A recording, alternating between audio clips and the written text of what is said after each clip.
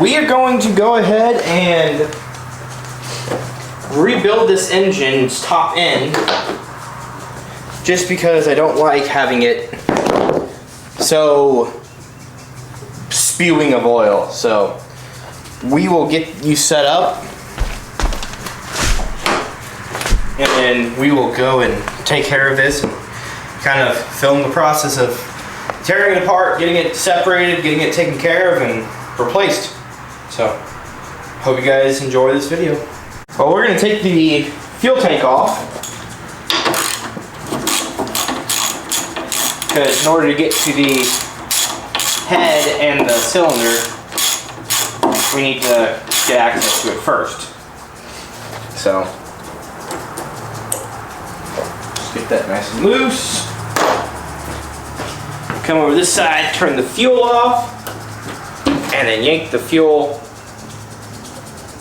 line off of it. Next step, get that off. Massive gas tank. Now we have good access to it. So I'm gonna get some penetrating oil.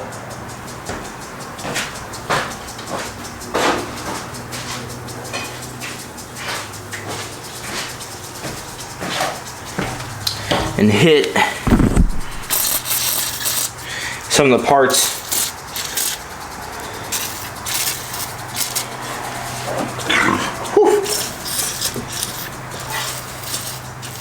that I think are going to be kind of a sticky boy.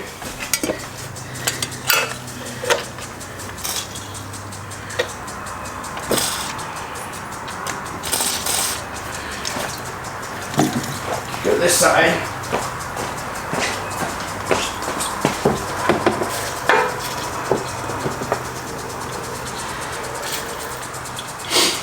All right.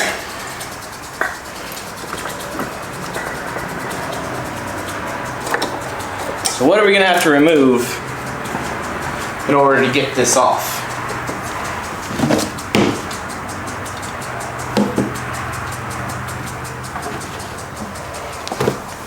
I say we start with the exhaust, because that's going to be the biggest pain in my life. Just because of rust. Because this bike does looks like it has a little bit of rust to it. So it's a freaking jelly bean over here.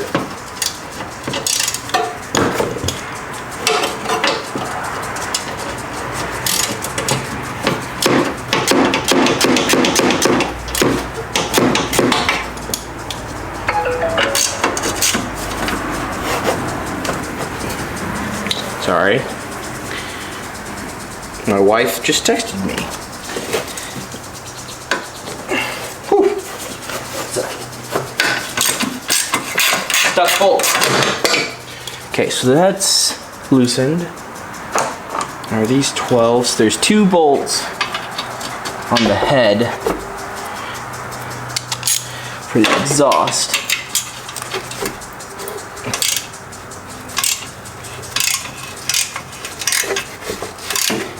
I'm really hoping this doesn't strip out.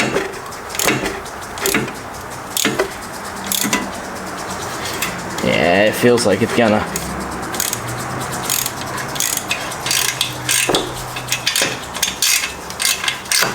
Sometimes working it back and forth is the best thing for it. And keep in mind, I can't really even see either. So I'm trying to get you the best view I can, but I'm limited.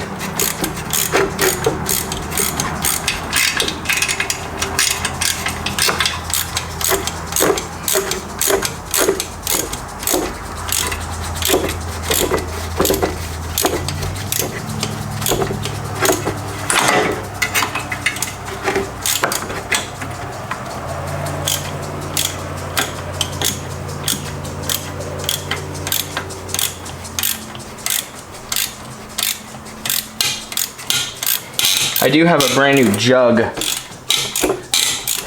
coming with the new piston. so I'm not concerned a whole lot about if they break off in it. Of course, it would be preferred not, just because I would like to save the old head, or old jug for just, oh, what did it actually look like and stuff.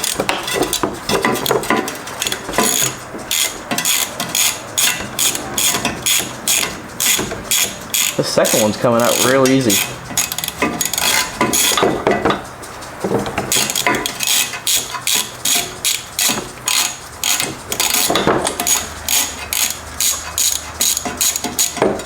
Oh wow. Oh man, I thought this was gonna be my hardest part. It's removing these bolts. I really thought this was gonna be my fight. I'm stoked about that. So now, I need to remove the oil ports, because that's the next thing. Ah, crap. So there's a copper washer, followed by a metal washer. So, set those aside.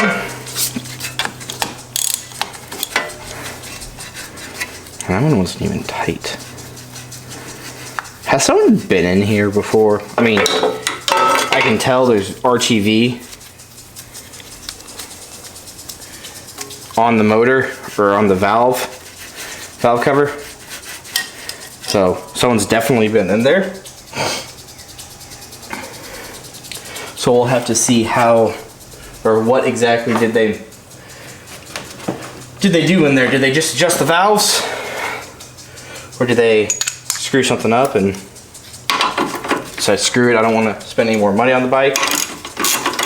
I don't know what happened, but it's my problem now.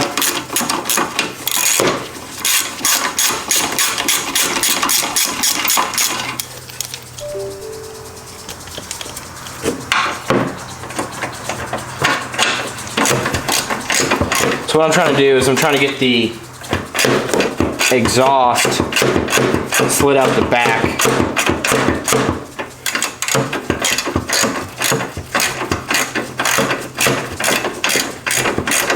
Thankfully it's going to be a beautiful day today and tomorrow and Saturday. So I plan on having all of this work done, and today my new piston and cylinder kit is coming in, so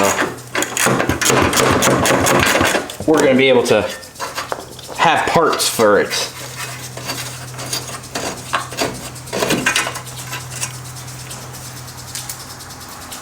Which will be really nice.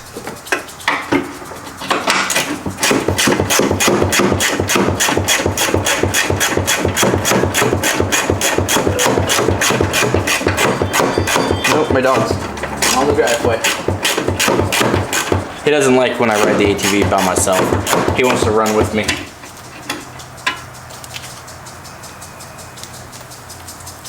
Okay.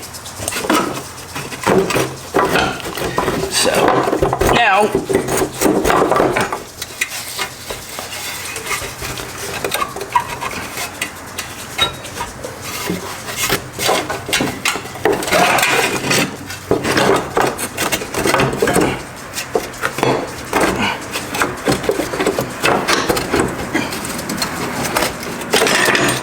there we go. So then that can just move out of the way, and now look at all this access we have. Wonderful!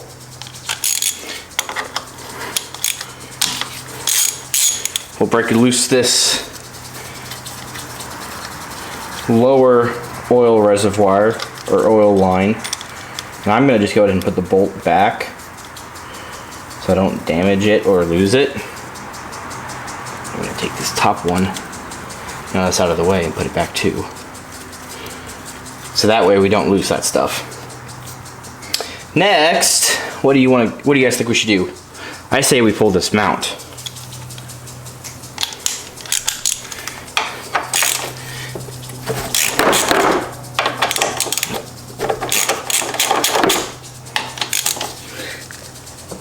Someone's been in there. So we're gonna have to go to the other side. But I'm also gonna grab my impact and my right hand or right angle electric ratchet, just because I want to get the process going. So bear with me.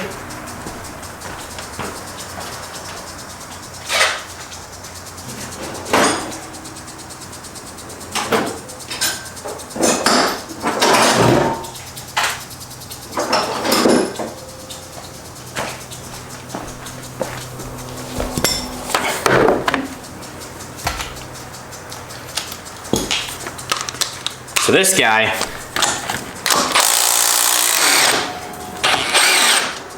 has power, and it can knock it loose real easy. Now I just need to go to the other side and hit this bracket. Sorry guys, that meant my battery was going dead, so had to get it replaced.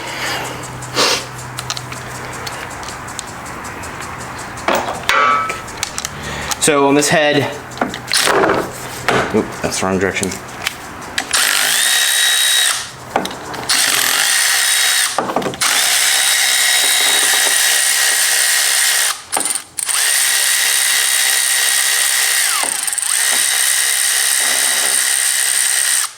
I'm gonna have to go get a wrench because my thing will not reach in far enough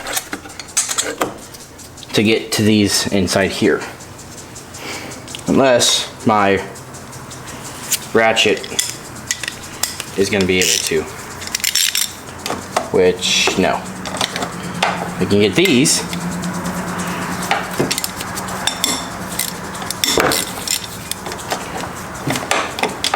I think you're really supposed to take this off with the engine out, but I'm trying to not do that.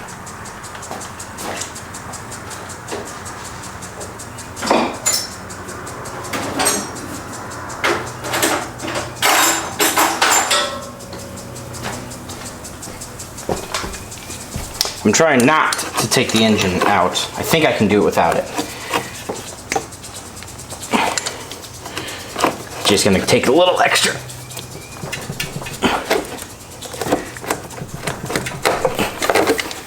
Loving support to get this thing out.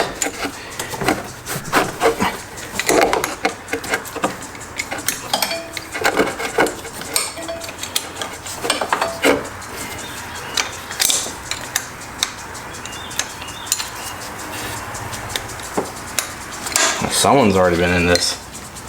That thing is rounded. Holy crap.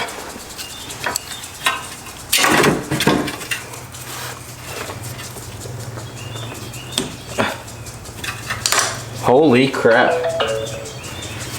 Let me go get a 1/4 inch.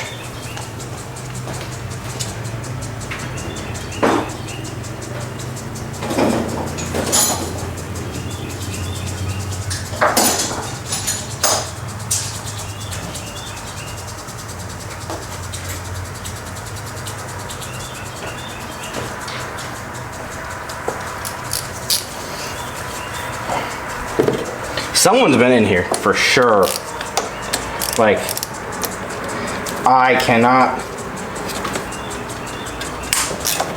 believe it. They've been in here.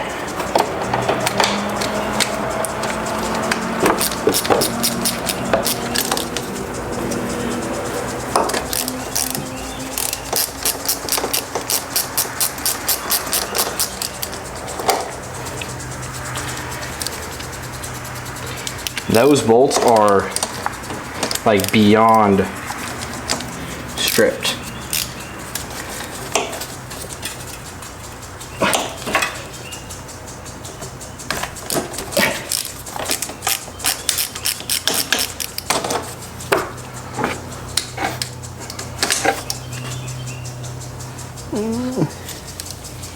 Let me get that valve cover off on this side.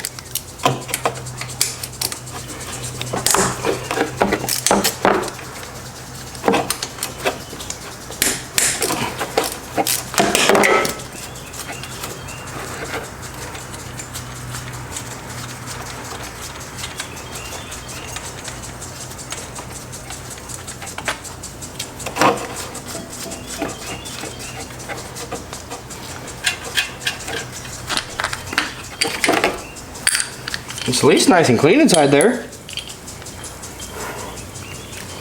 Is that a 10 or an 8? That's an 8. Let's see.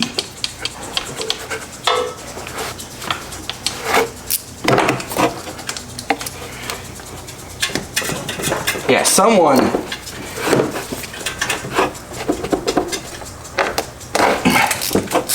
has been in here.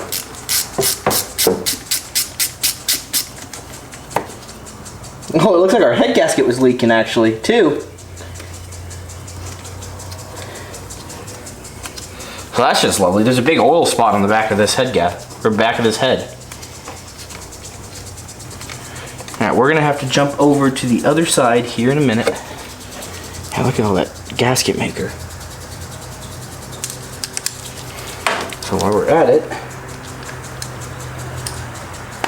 I'm gonna break this loose.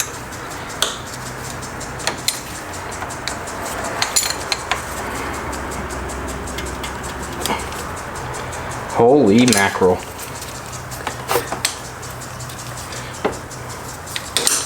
Someone did not want us to get this apart again. Jeez. Jiminy Christmas, guys. Even that simple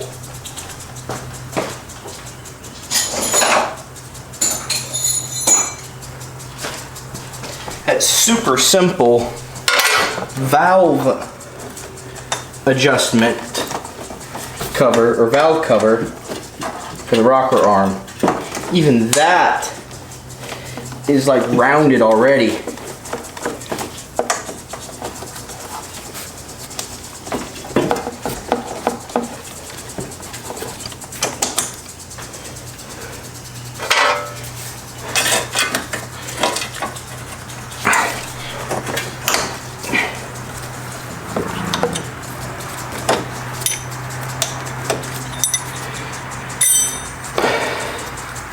Someone was struggling with this motor. Maybe a new guy. I can't be too harsh because this was probably me at one point, not knowing what I was doing. I mean, I'll be honest, I still really don't know what I'm doing, but you know, you can at least just reason through it. Like, okay, these are small bolts, don't over tighten them.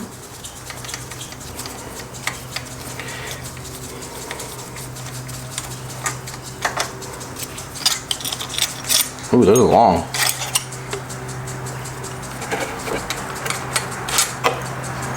Why does it have a copper washer? Oh, probably came from that. I'm gonna put it back so it doesn't leak.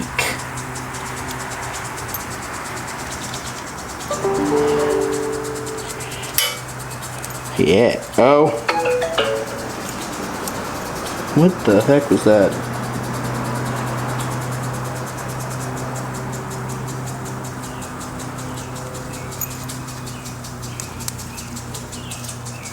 I think that copper washer's been damaged because it's been squished so much. Because it's like the same size. Well, we are going to pause on that.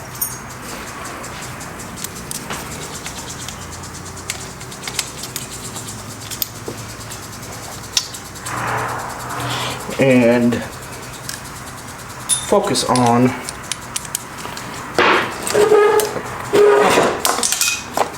we're gonna jump to the other side, I think. First, we're probably gonna actually get these undone.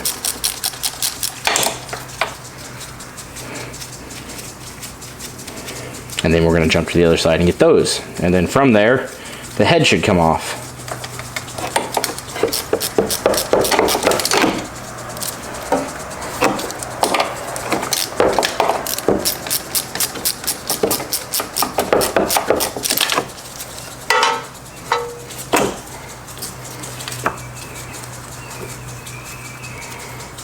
Or, yeah, the heads.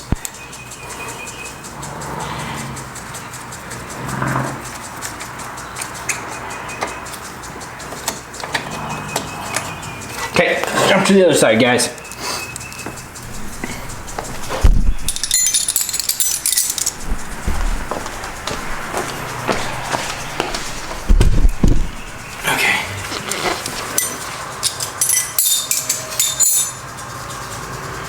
Alrighty, let's start with that one.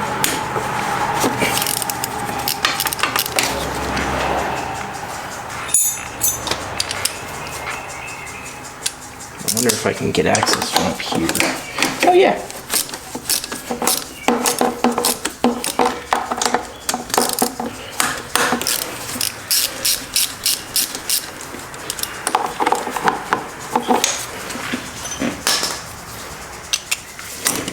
Extendo.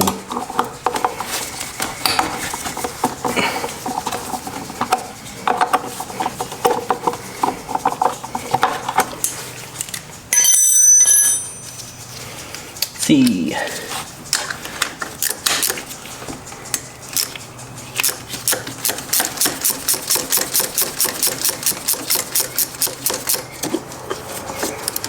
Got a little 8mm there. I got these 10s.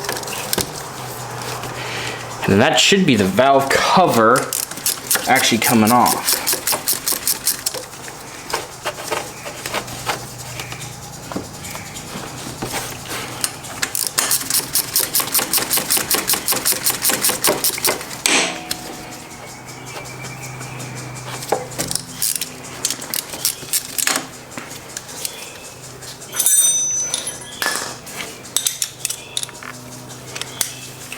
Get these from up here because I'll be able to spin these off faster this way.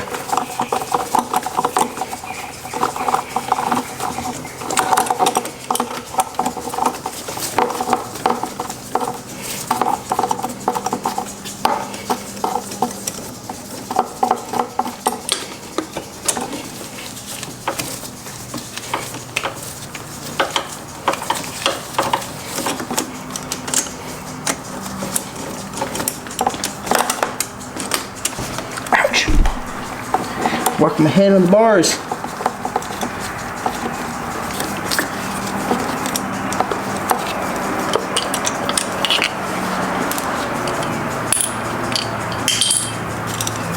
Alright, now time for the 8mm.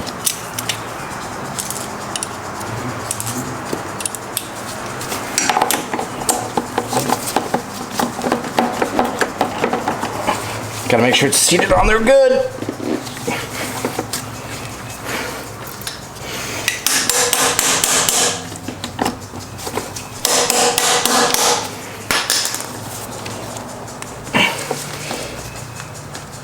Oh, geez. Yeah. There's no need for these to be that tight.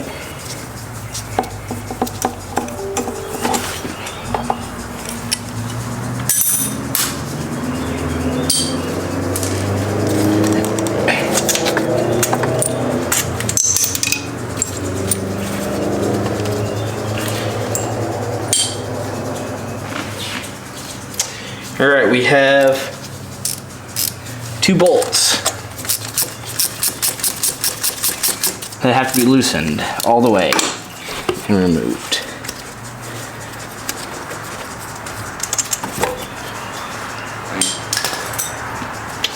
There's another 8mm on this back side that we loosened.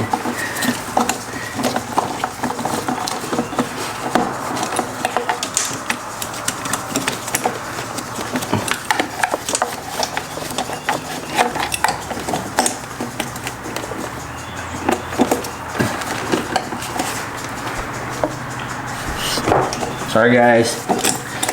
Alright, we'll just go to the other side because this side's done. It just needs to be bopped off. Or those last little bit needs to come off.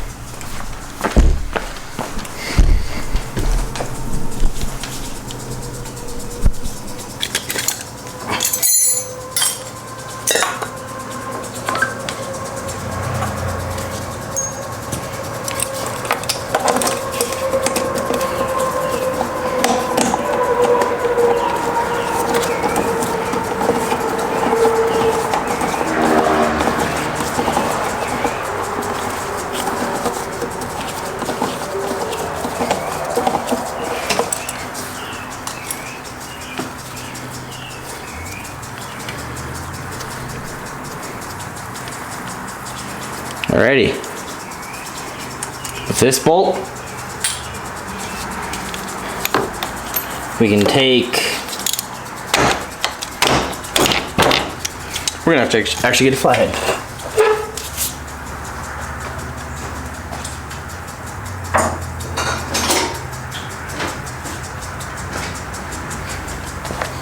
I've got to head out here in a minute. Ha, there we go. Ooh, my cylinder head and stuff is here. So that is awesome. Awesome, awesome.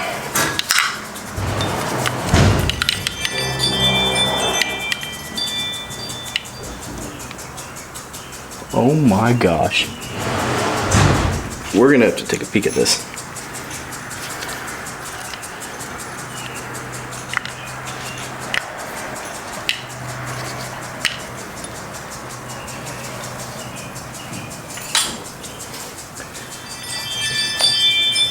I can't believe it.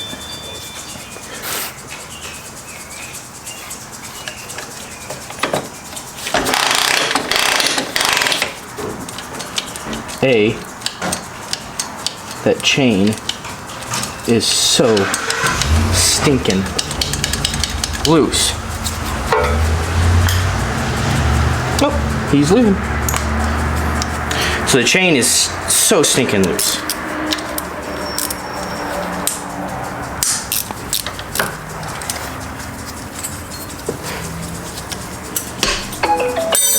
And I'm gonna have to head out here in a second to go get my wife. I dropped her off at clinics.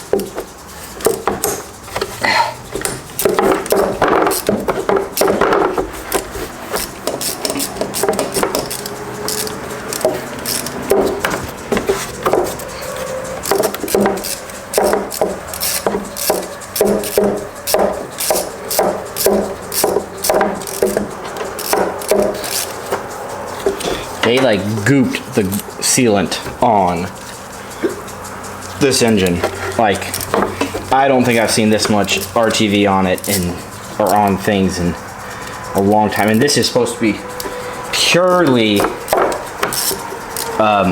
just a metal to metal surface with a small smidge of RTV.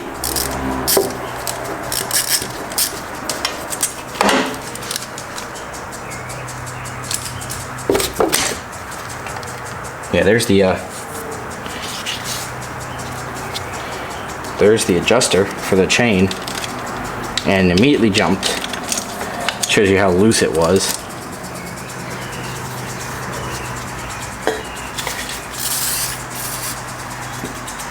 So we're gonna have to take care of that.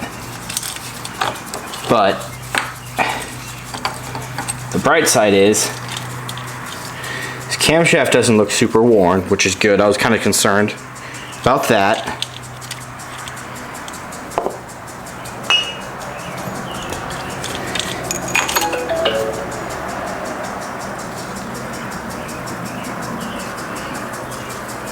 You can see it doesn't have any wear down on the lobes. Looks pretty solid. I don't know how well you can see inside there, but there's just RTV for days. Days in here. Like, I can't believe there's this much. So, like, that's just not supposed to be like that.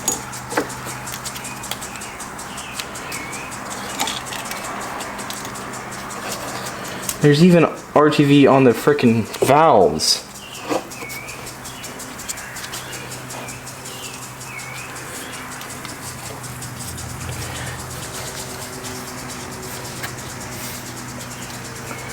Yeah, so we need to get an Allen key for that, and then they should be 14s.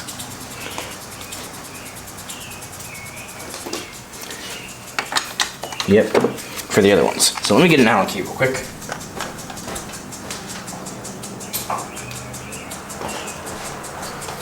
Are they 7s? Nope, bigger.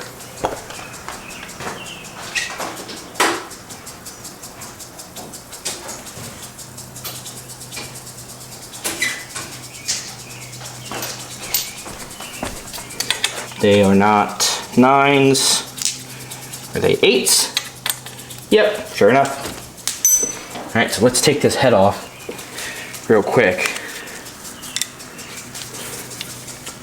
before I have to head out.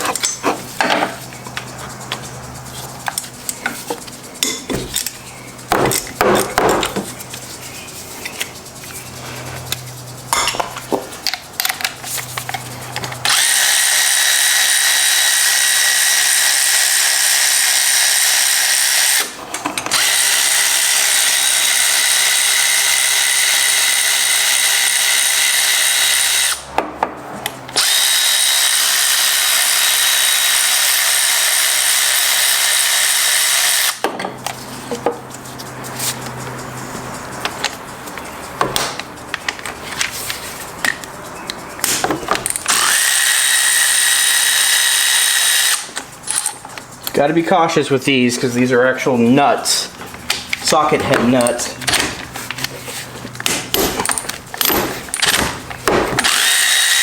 And you don't want them falling into the engine.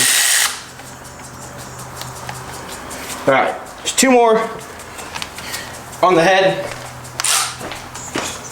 On this side, by the spark plug.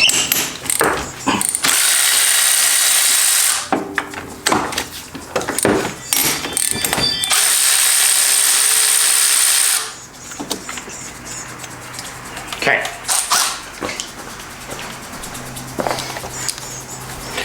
So now,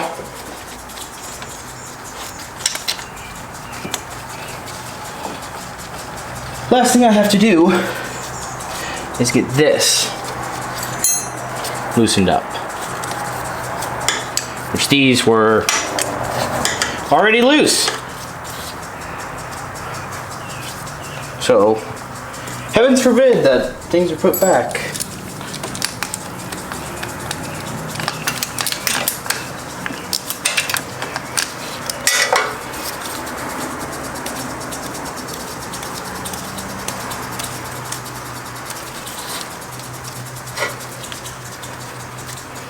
I'm glad I'm digging into this before giving it to a buddy, because the $100 I spent on this engine rebuild kit's gonna be better than what's on it. Here, let's go to the other side. You guys can stay right there.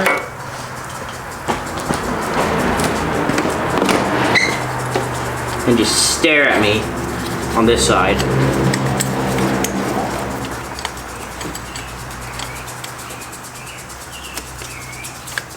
Well, nuts. Dead nuts. Someone has decided to strip that bolt a little bit.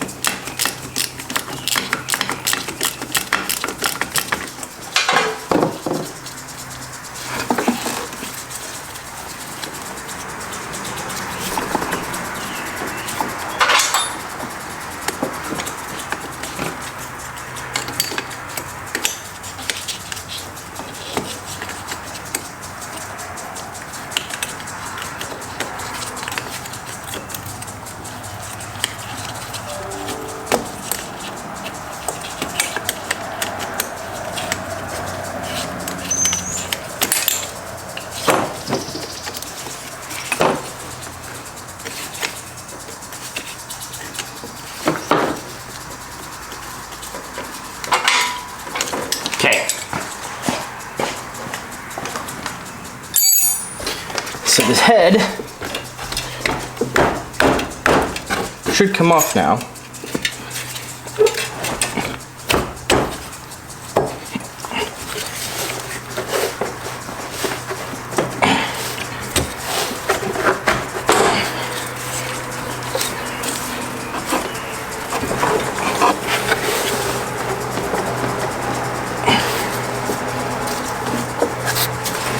go to the other side.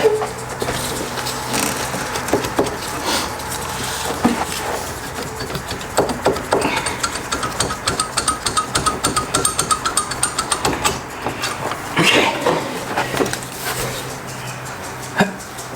Come on, guys. Come on. Play with me. There we go. There we go. There we go. Okay. Oh, here's the washer. That piston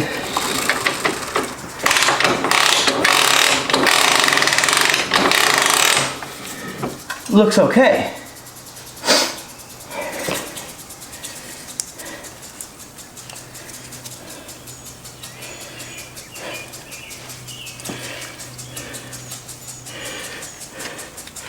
That piston looks like it's a new piston on just a thrown together cylinder.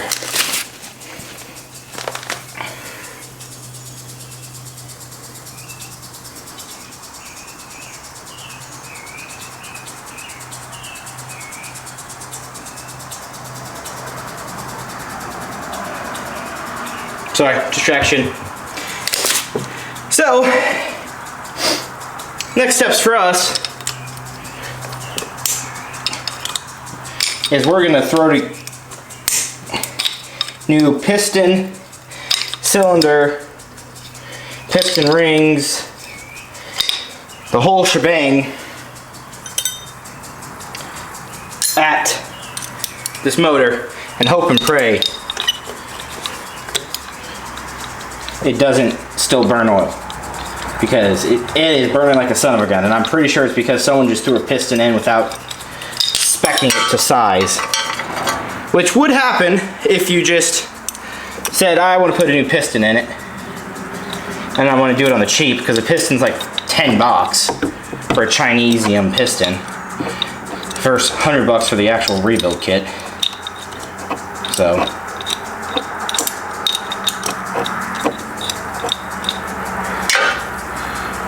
bright side is, though, I got a rebuild kit and I gotta go, but I'm dying to see what this thing looks like.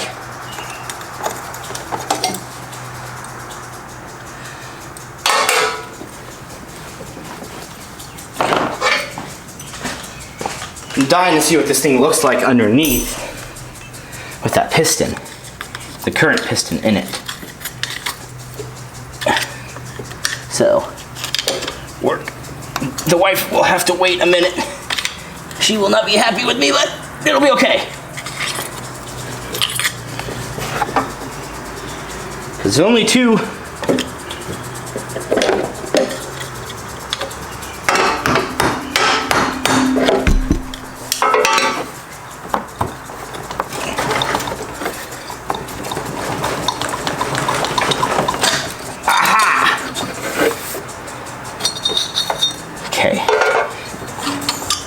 Cylinders off. Yeah, you can clearly see in there that cylinder's worn and shot, and they threw a piston in. So that piston looks brand new, but chances are that piston's not good because of the cylinder that it goes in. So we're gonna call it for the night.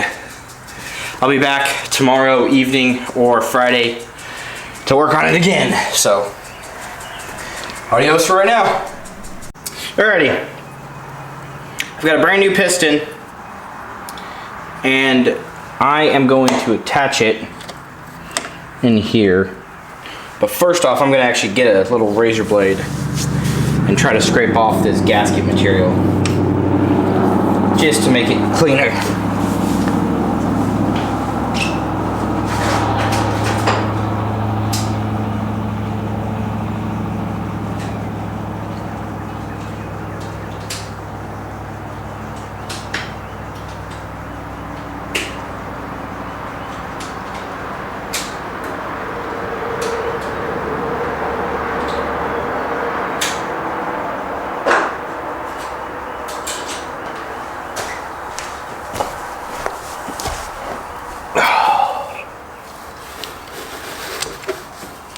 Ideally, you don't want to stuff any of this in there, but I'm pretty sure there's gonna be some in it. Anyway, the best thing you can do is put a rag down the chamber, or just be very cautious with your razor blading.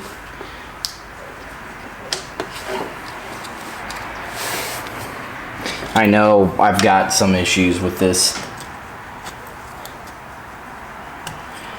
People are gonna complain about it, but I don't care.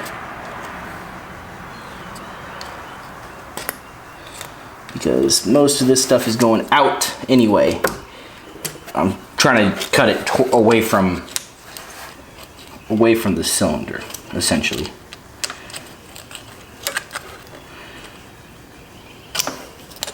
And this is also that way it doesn't create a leak come later.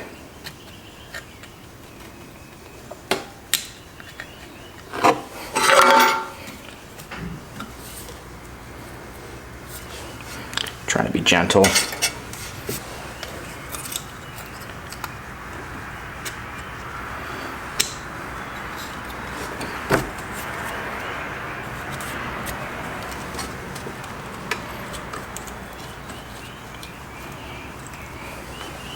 The majority of the gasket is on the old cylinder, so this thing should be fine, which is a good cleanup. I will say though, the old cylinder is definitely shot. They just slapped a new piston on it, it looks like. So I'm putting a new cylinder and piston in this time to hopefully solve the oil consumption concerns. Get away from my cylinder, my piston, crankshaft area.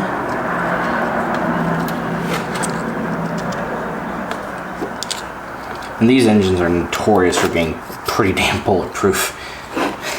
So I'm not crazily concerned. While I do care about the unit, I've experienced these things' toughness. My old one had some abuse done to it, and it was just still kicking like a champ. So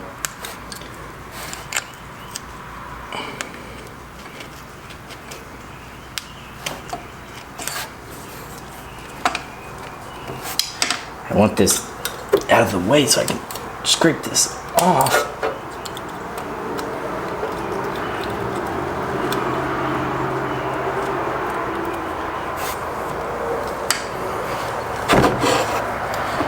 But it's a tight fit between my hand and the motor.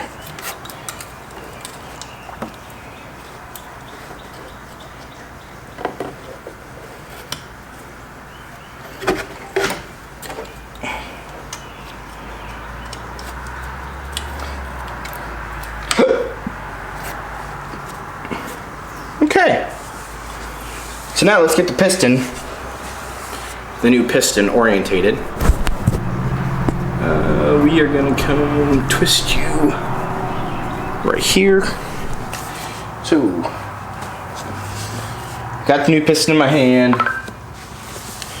The new rings are right here.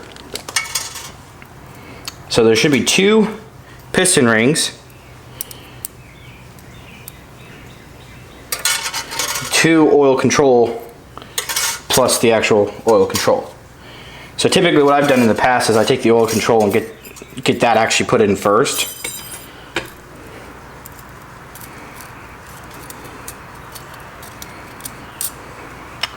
And I don't like to overlap my little groove. And I'll take this one and I'll offset it from the center point on the, so there's the 2 grooves you have, like the 2 ends on the ripple one. I don't like them overlapping. I prefer to keep them like touching each other. And I'll offset it by about 45 degrees. So there's the ripple.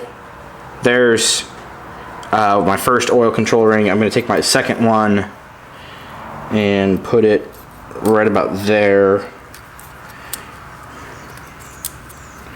So that way it has some separation between it. And it can work correctly that way. So then the next question is which one is the top ring and which one's the bottom ring? There were no instructions with this. So what I'm going to do, I don't know if it's a wise idea or not, but I'm going to take the old piston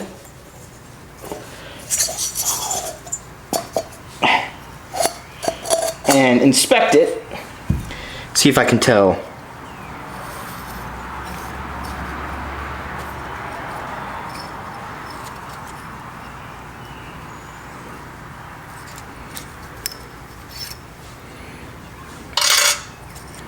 There's one ring.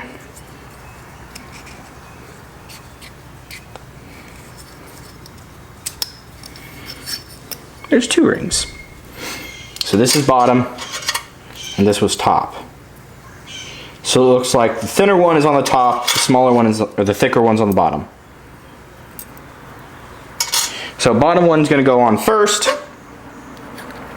And so the way I've done it in the past is you literally take it and kind of stick it like that, rotate it into position, and then you should be able to just spread it gently and get it to seat in your correct groove. Mine didn't. Mine went to the first groove. So now I have to correct this.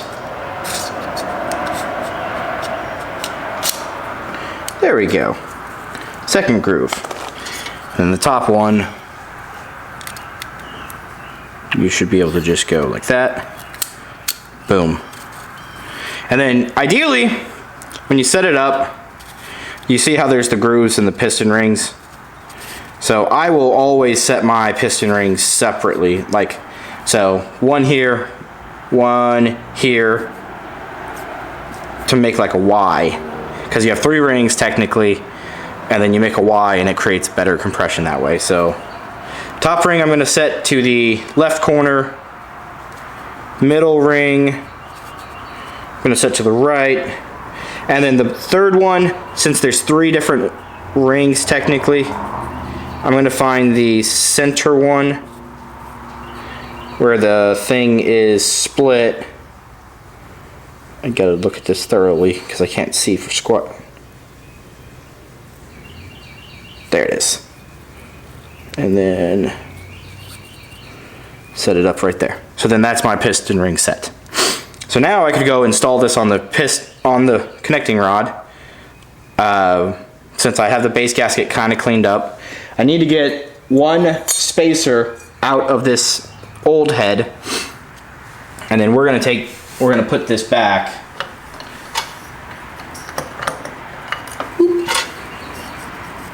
Missed the piston ring, I should say. Oh, come on.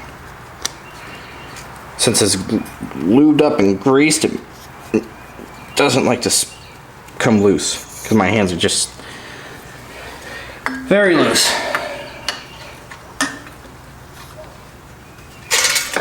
And yeah, no, but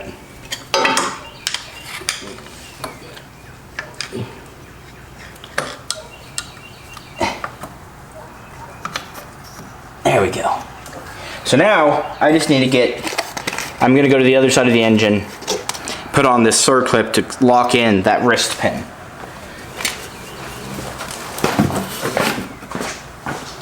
There's tiny grooves on this,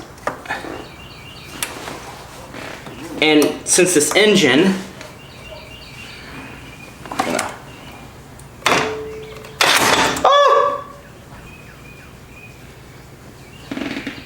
did I break that piston? I fucking did. Seriously, Justin, you're an idiot. I should have used the Kickstarter. Should have used the freaking Kickstarter. I broke the damn piston. Just by trying to bump it with the starter. Oh, I hate myself. I really hate myself right now. Alright, come on out. I ain't putting you in there like that.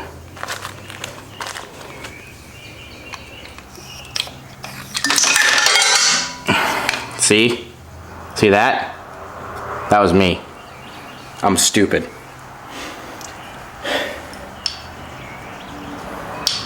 Question is this old piston a standard bore or a bore too big? A bore size too big, I should say.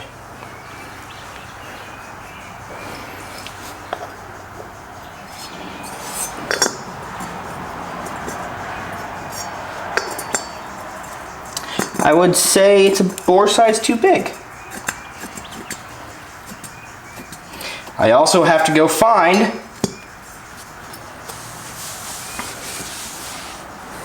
gotta go find the piece that broke off.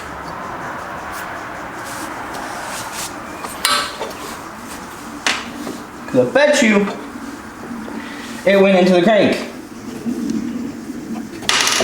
And that is big enough, I don't want it to go in. So let me, we're gonna take a pause. I'm gonna figure out what I'm gonna do. Because I can't do anything until I get parts. And this thing needs to sit. So we'll be back later. Alright, well last you guys saw, I had broken a piston. Because I was impatient and I pressed the start button, which cracked my piston. So that's the last you saw. Right now, I got new parts in the mail.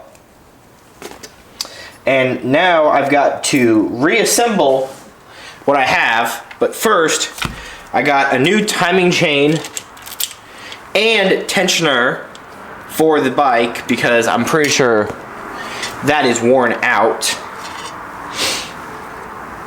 So let me get some things squared away. I am going to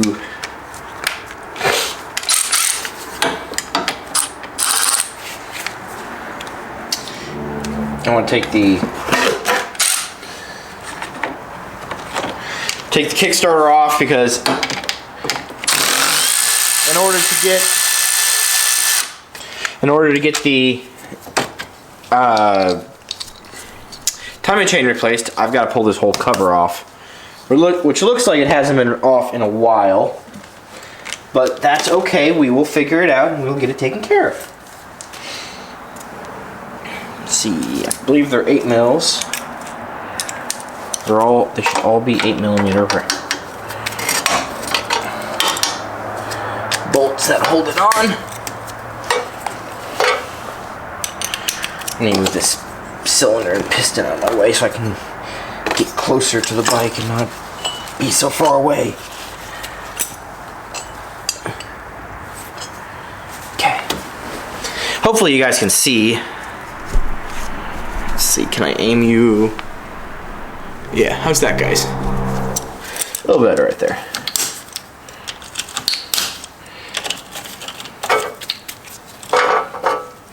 That is my other timing chain guide.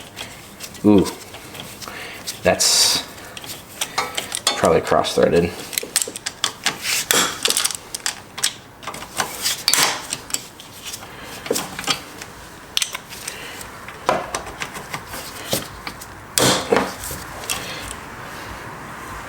Really can't wait to have my oops, sorry guys, my phone is going off.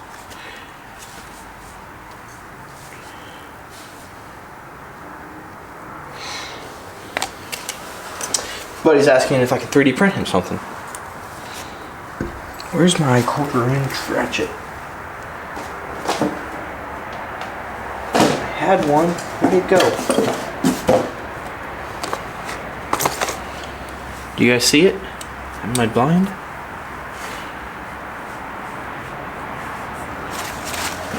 Gloves.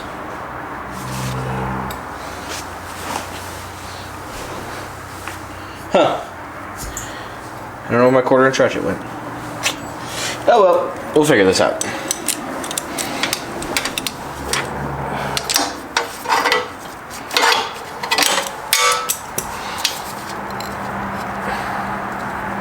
And I do have new oil and filter for this bike as well. What else do I have? I have a gasket set, so I can actually go about replacing all the parts I need. Well, I should do that. Just use this as my little parts bin for the bolts.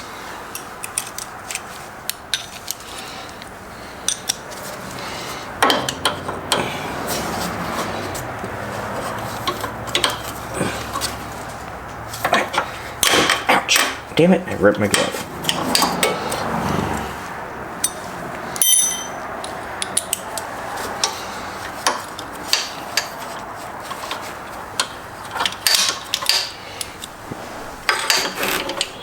I can't even see guys either, so bear with me. Alright, you go and you watch me. This is gonna be a fight. I'll show you when it comes off. Alright, well, all the bolts should be loose.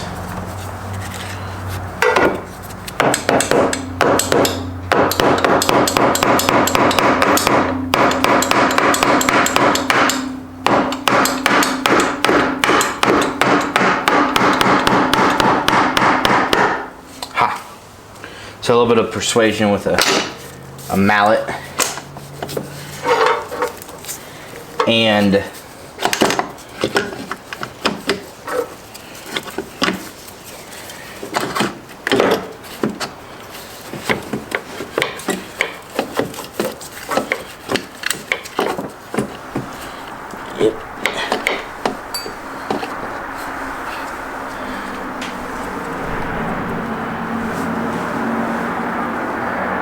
well, shucks. I really don't want to do this. Because I got to take off the...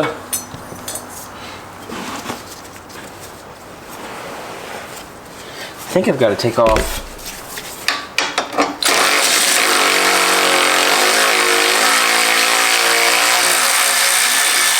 the step.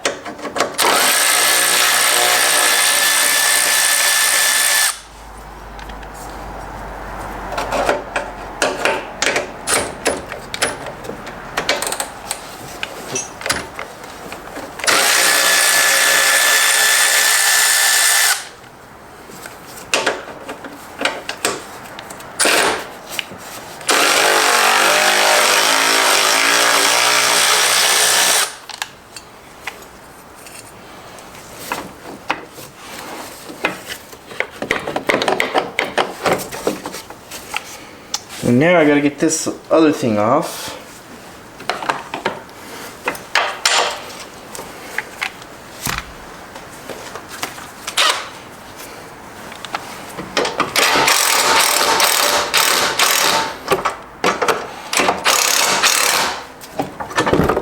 Let's see, is that far enough? There's a way. I really need to get these off as well. That would be small.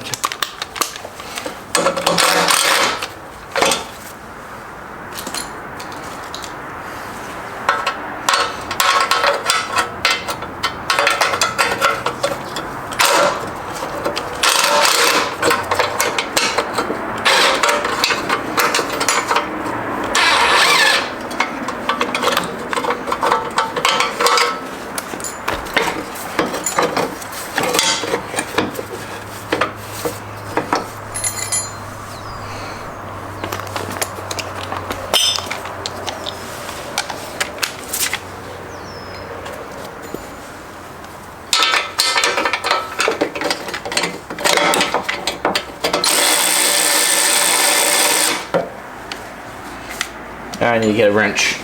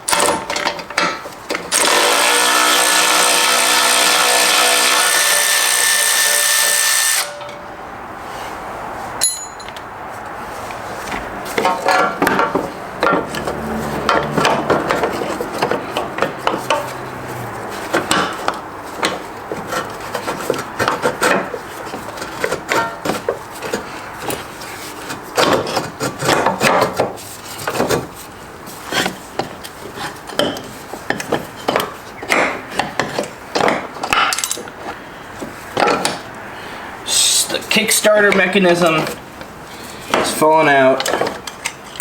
The washer for it is falling out. That was for the clutch plate. Because I need to get this. Okay, there we go. Okay. That's out. Let's see how this screen looks. It's down at the bottom. Oh, not too shabby. A little bit of particulate, but not crazy for what I really suspect this engine has gone through.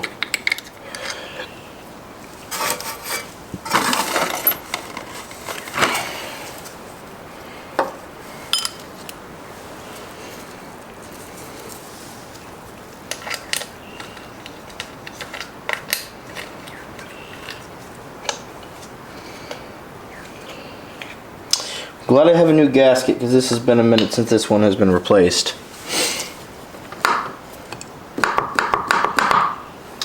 I will probably...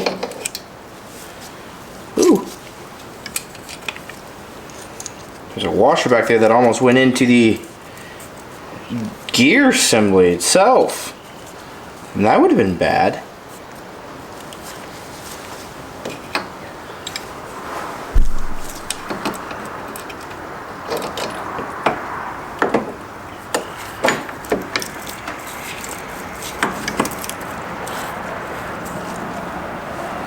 Where's the shifter or kickstarter? Put it somewhere. Am I blind, guys? Put the... Okay. Nevertheless, so basically what we're gonna do is we're gonna leave this chain because I don't think I want to go and take apart the whole clutch assembly just to get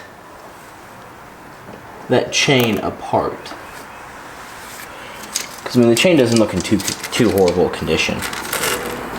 Got a couple of links that were due to me sticky and I need to stretch out again. But nothing crazy.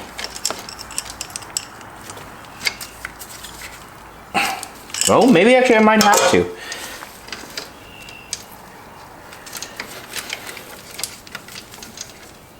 Because that's not wanting to pull apart.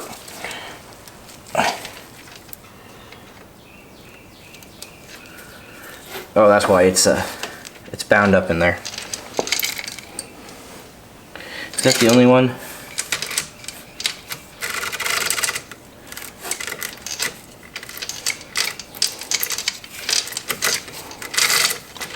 Yeah, that's the only one. Let's see if I can get that repaired. I really would not like to take that off because it's pretty damn involved to get that off. Yeah, and I don't want to spend the time doing that. I'm tired of this. I'm ready for it to be out in its own little world. Still don't know where I put the damn shifter. That's gonna be needed.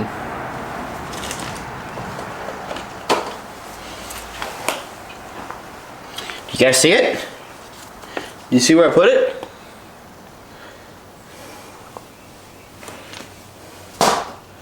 Whatever. It'll be okay. I'll figure it out when it comes to it. Oh, I found it. So now,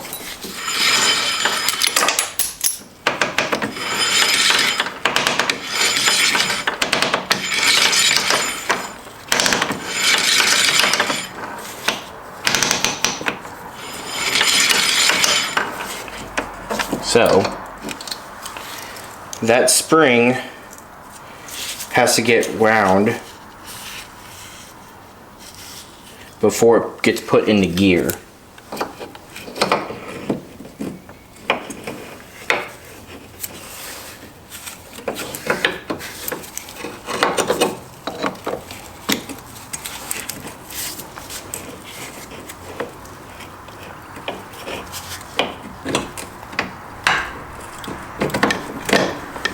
So now it wants to return.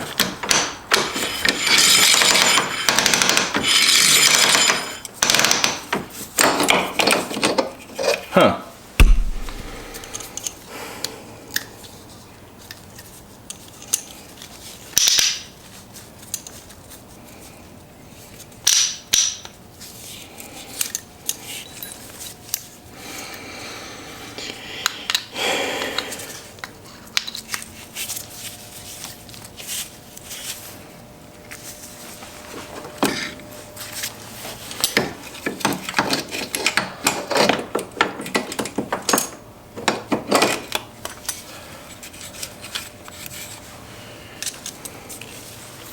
We're just trying to piece this back together a little bit, guys.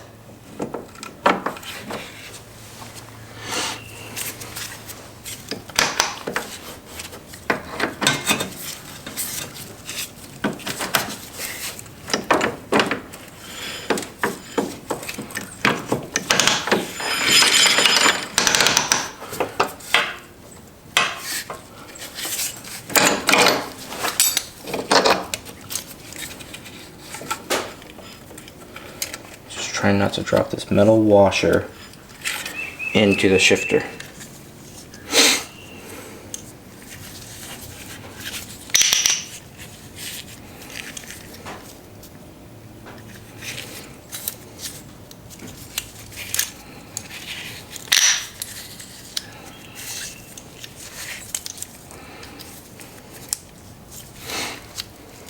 Okay.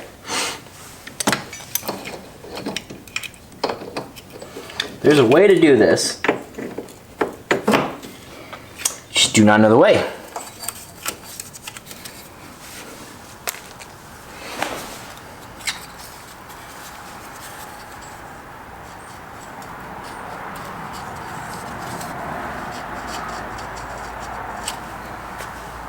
Get out of there. Good, it fell out.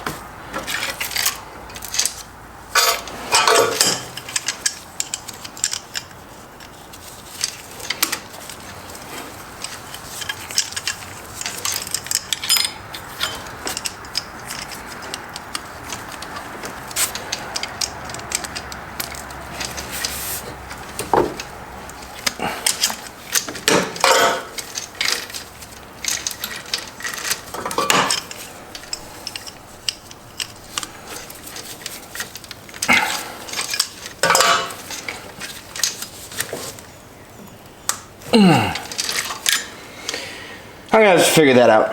I need to stop jumping around. One thing at a time. Let's get cases cleaned up a little bit.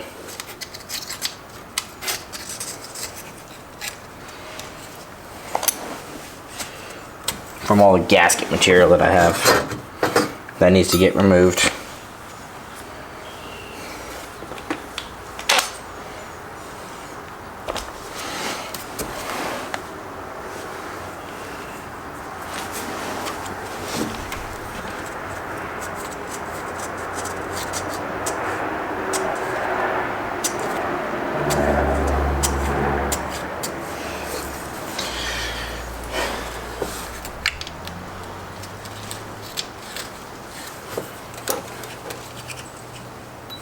Alright, I need to get a different razor blade. That's not working.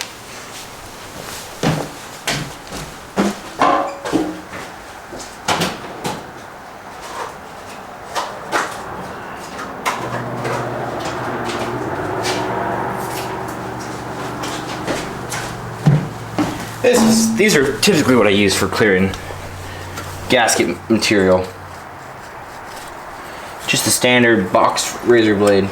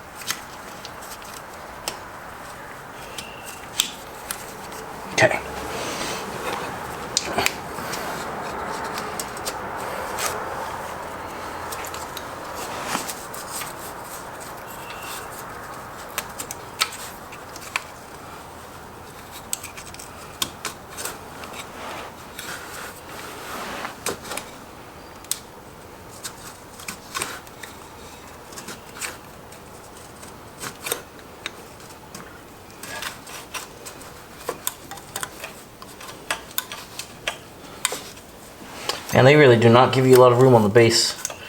The bottom of this engine to shave this gasket off. Probably because they expect you to do this outside the engine. Which, I mean, that only makes sense. But, or outside the chassis. But I don't want to take this thing out.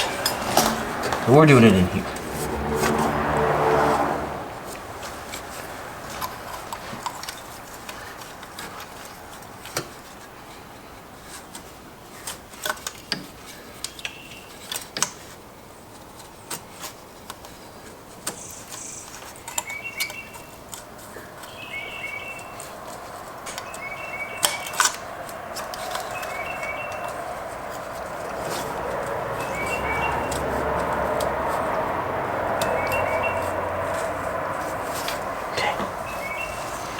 Whew.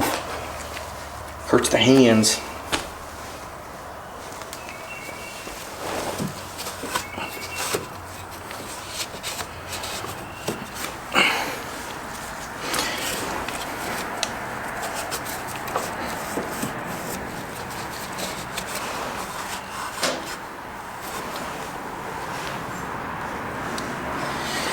Let's clean out the oil passages.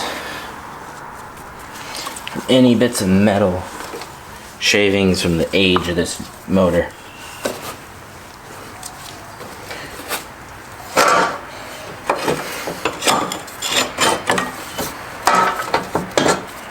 Cool, that came off actually.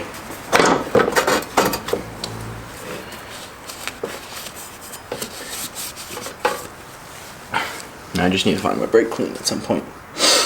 We'll hose this down.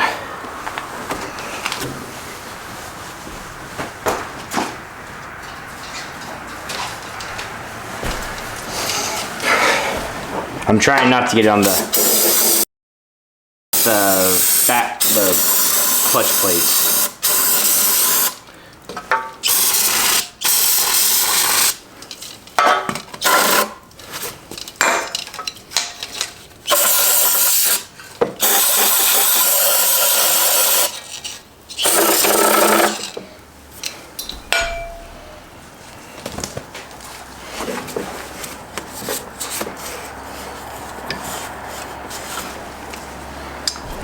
Screen out.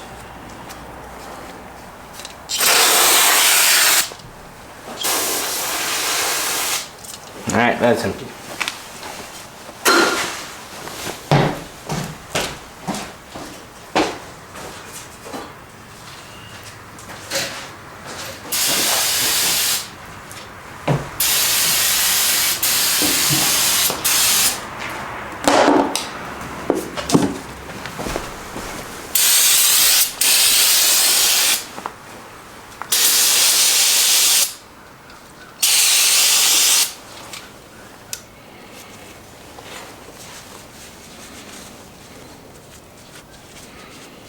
Okay, screen is re-cleaned.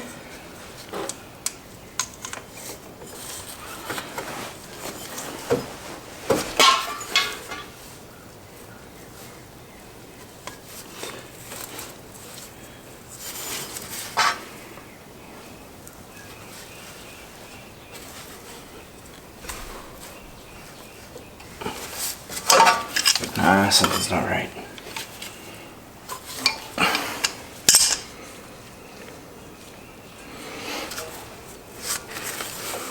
That's more like it.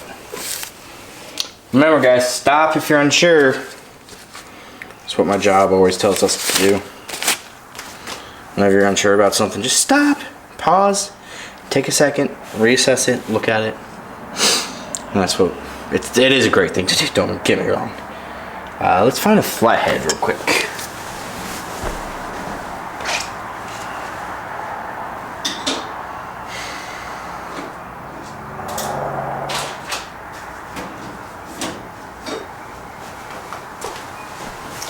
Because I think I can get this.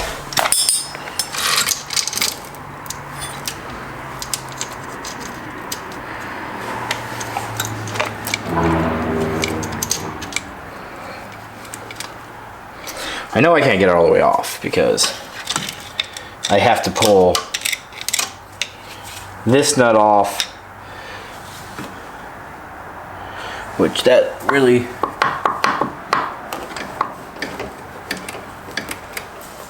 looks like it times the whole engine. So I don't really want to take that off if I don't have to. So I can at least get this out like this.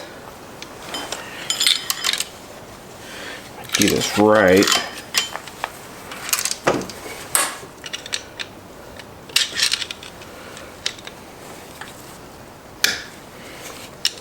All right, screw it. We're gonna go in. All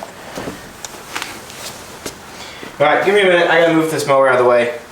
Got it blocking my tool bed just so I can't get sockets out. So, be right back. So,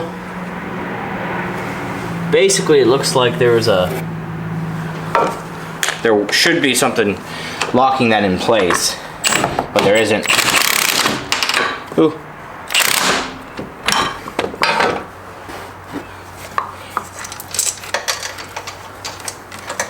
So what we don't want happening is it to just continually spin around, because that will just damage more components.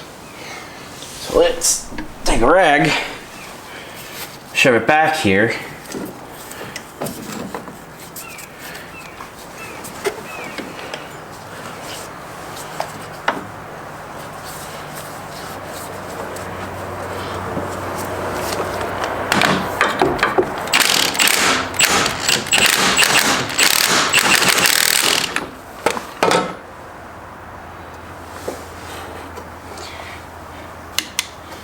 You guys see what I'm messing up? Or is it just on there stupid tight?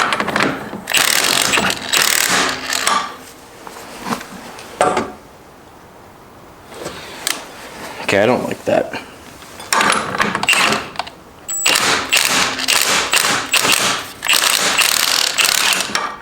Ah! Reverse threads! Y'all were probably yelling at me like, you idiot!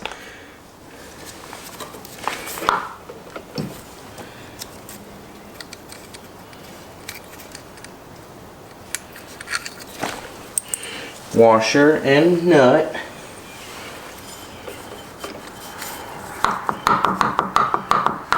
From there, what needs to happen to get this thing off? Oh, this thing has to come off.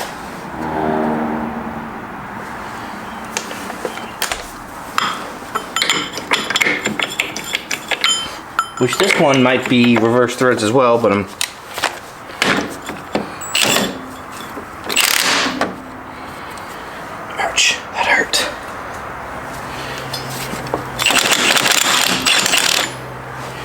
but it comes right off.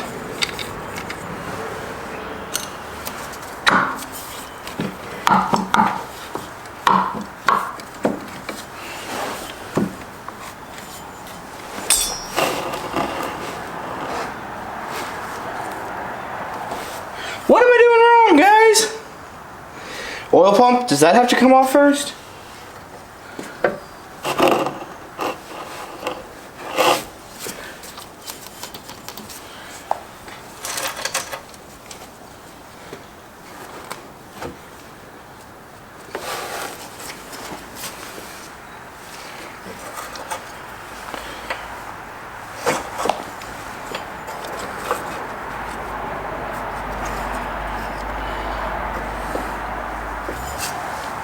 This is so flippin' annoying.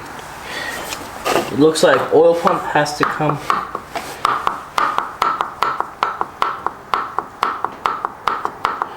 Okay, whirl. So it looks like this is attached to the splines.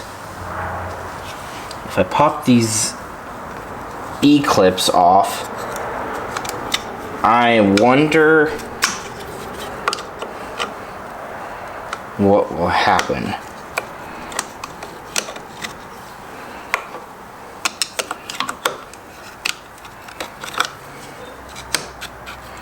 I feel like this whole thing's under tension, which is expected. Trust? Yes, babe? Well, screw it. That's going to require way too much. We're just going to try to get this separated on the bike. Because I think I can. And the whole issue that we're having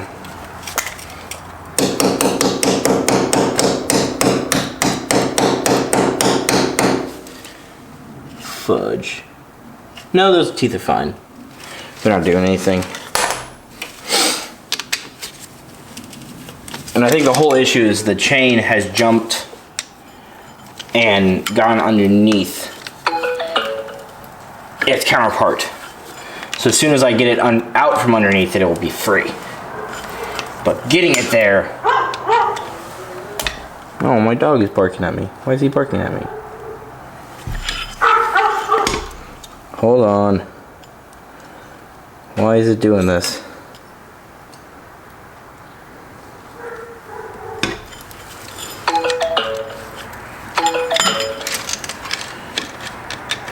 When you guys want to go check on my pup? Well, I'm stuck out here working.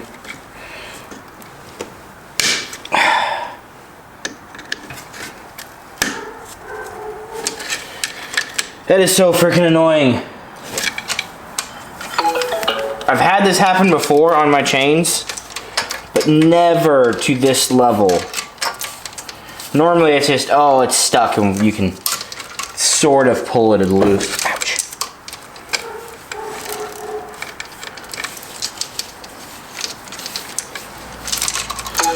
So that's super annoying. But, I mean, this is also a $200 quad. What do you expect? Do you expect perfection or do you expect good enough?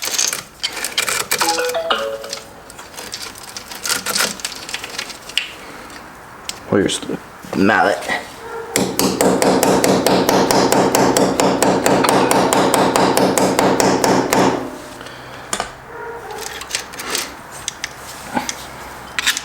Just beat it a little bit, right? That'll be alright. I'd absolutely love to get this timing chain off, but I really am refusing to Google how this comes off. Because I think it has to come off here, and I think you really want the engine out to do it. Oh my gosh, phone. Dog is going insane with me. You want the engine out to do it so that way you can get access to the oil pump, and I don't want to fight that. So I'm trying to not have to do that one in this case, just because it's just another headache. Another headache for me to work on. And all I want to do is I want to get it running so I can get this out of my garage, because it's been sitting for a couple days and I'm tired of it. It all happened because I was dumb and hit the start button. That's the whole thing. That's why I'm not super worried about the chain, because the chain was fine. The chain was fine and dandy before I came into play. And as soon as I come in, I break it.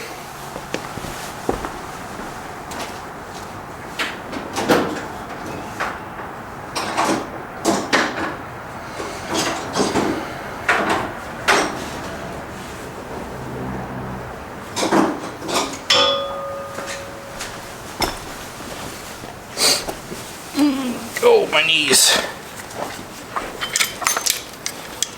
My knees are getting old.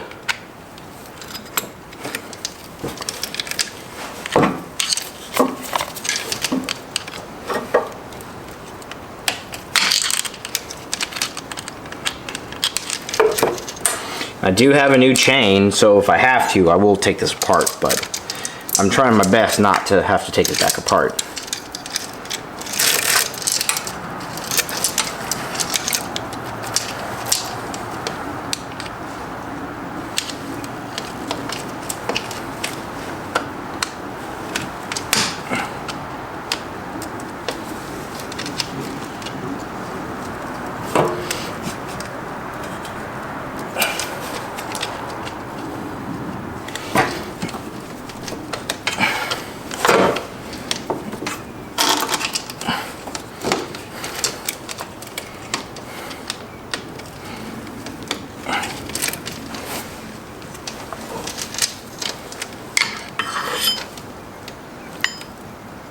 Yeah, we just jumped it.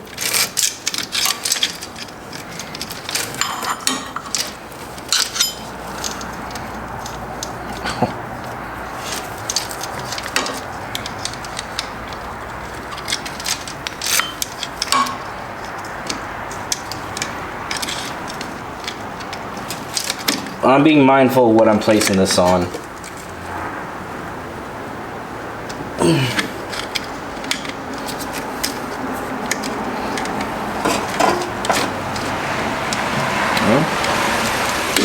Alright, let me pause, guys. My dad's here. Alright. Well, I think I got this far enough off that it's okay. But I may have broken something in the process. Not what I wanted, but...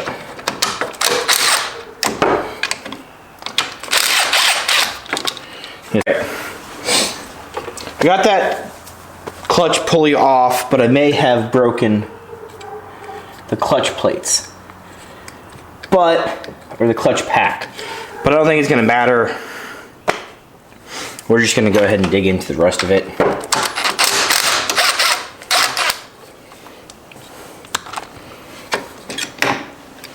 Clutch pack comes off. You can kind of see my crackage. That's how I got it off.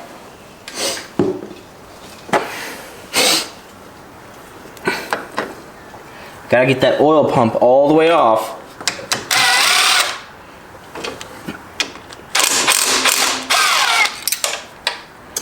Fudge nuggets, get out of there. Bolt. Specialty bolt.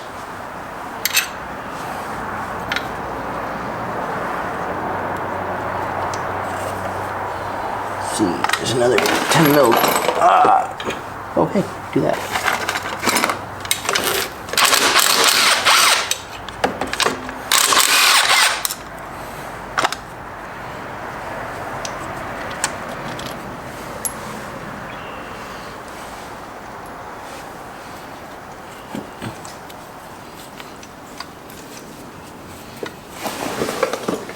There's another one down here.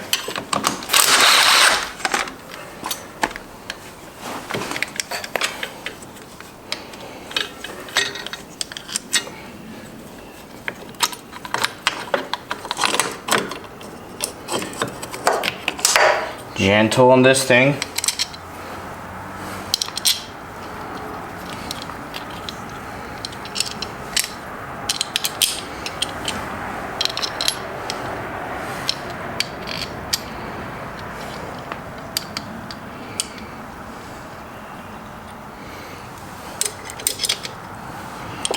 Pump.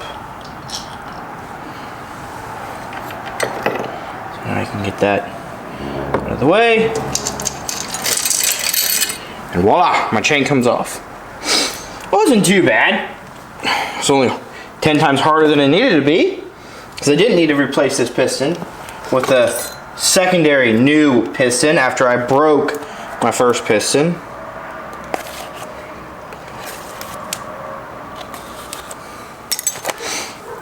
I also wouldn't have had to buy a chain, but I have to buy a chain because of me.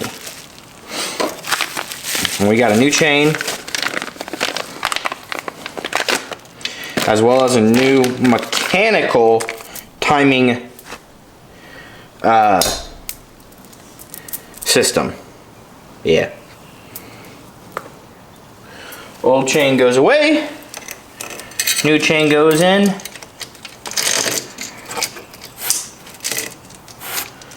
And get set up. Now reverse. Thing goes back the way it was.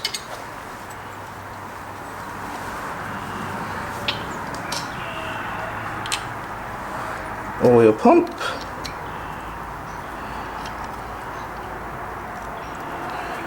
Got new gaskets, so might as well go ahead and put new gaskets on the oil pump, because it has an O-ring. Right here. God, where'd my knife go? I just had it. Just had the knife. There it is.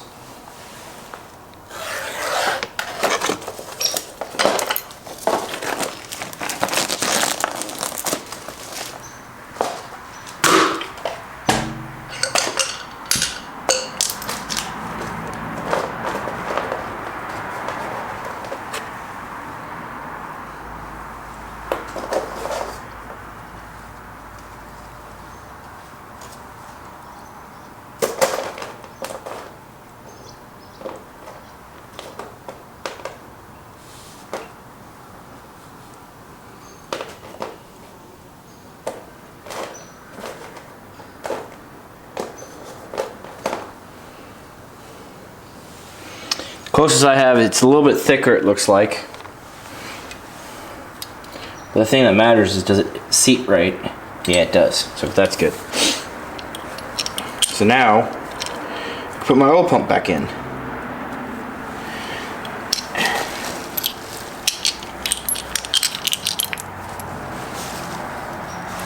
Oh, let me wipe this down real quick. Since I have access to this whole thing now.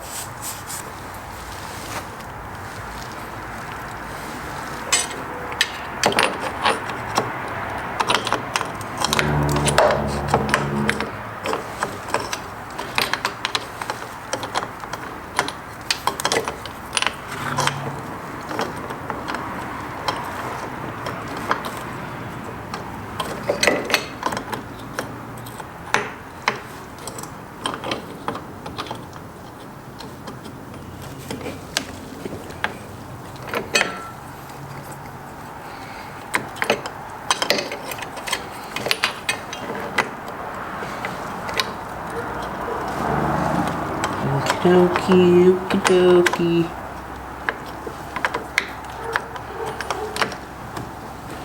There we go.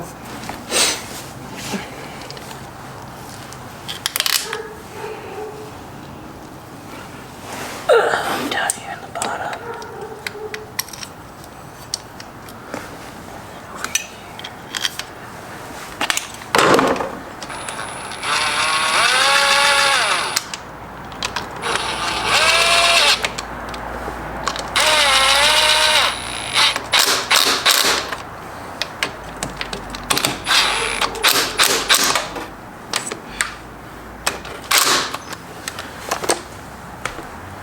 Just loosely get that snugged up with that impact. Go back through and make sure we're tight.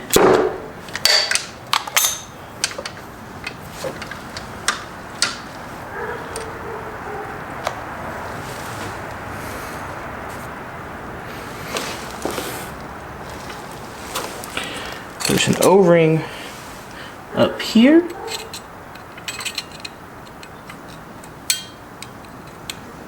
Not on the back side, it looks like.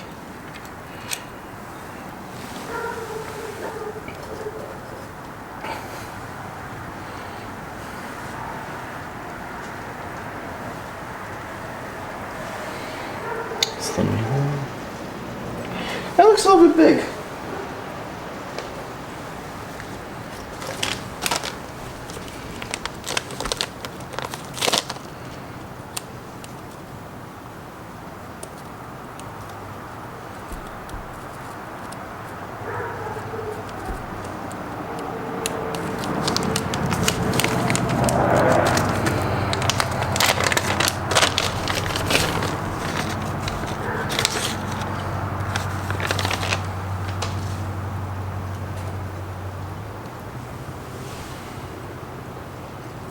Okay, that's more like it.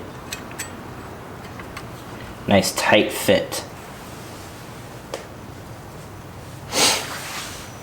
Okay, so where did that yellow brush colored bolt go?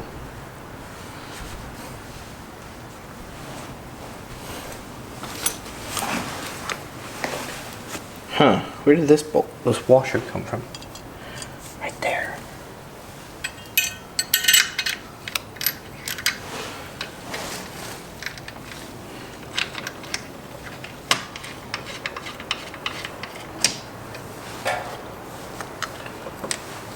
Okay, let's clean this off. Make sure oil will go through it.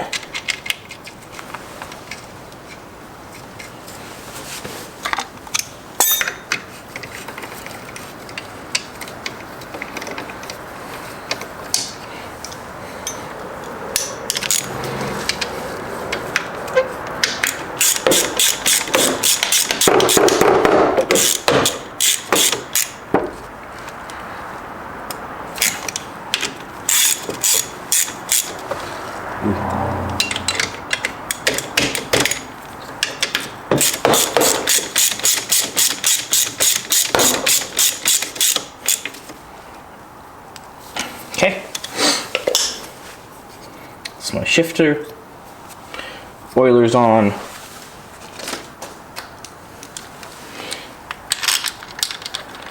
It goes like that.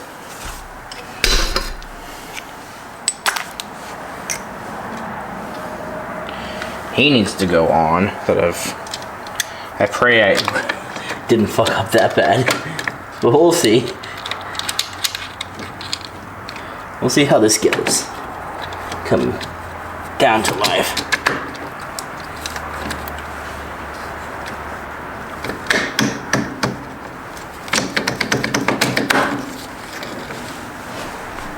Put the washer back because the washer fell out.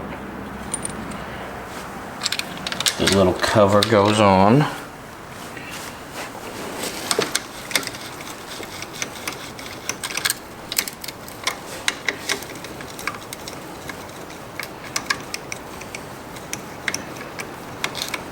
Still have to figure out the damn Kickstarter, how that thing goes.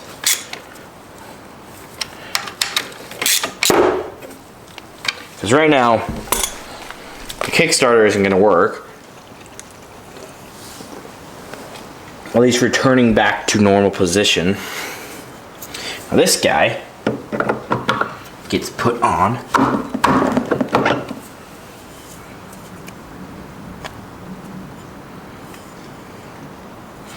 Doesn't appear to be any specific way. Yep.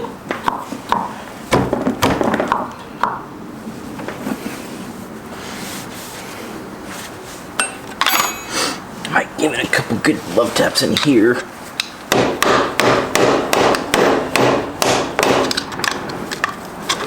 Just to make sure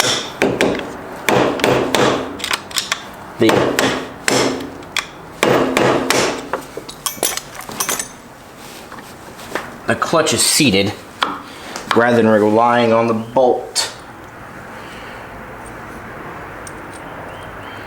Because I do not really think that the bolt should be taking any bit of the load other than just clamping it down. Should not be trying to pull it in.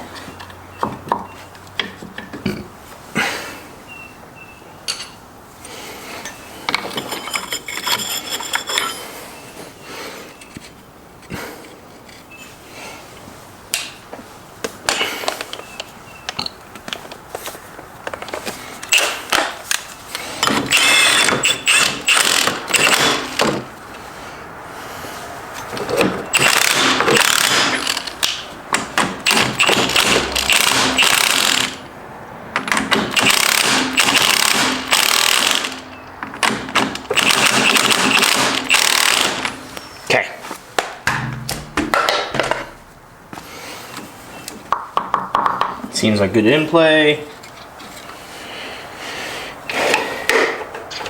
Question that I have next is, how does this Kickstarter work? Because we have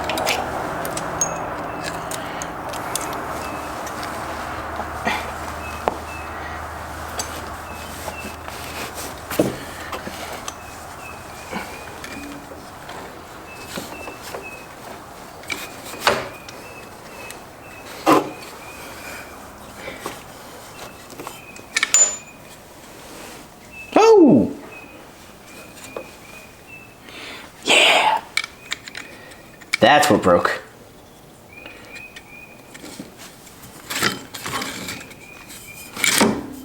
Yep, we do not want that to happen.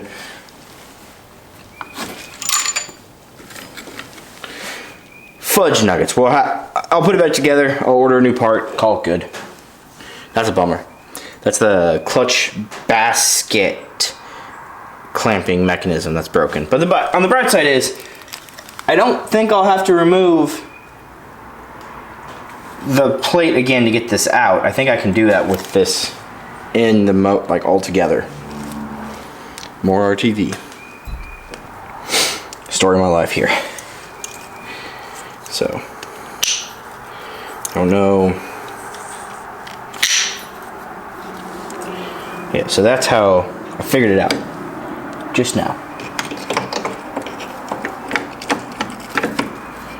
So this little doodad right here is what keeps the thing in spectrum for the shifter, or for the Kickstarter.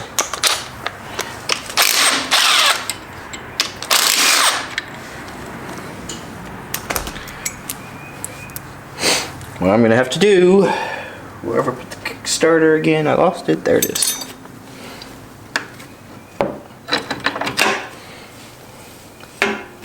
So,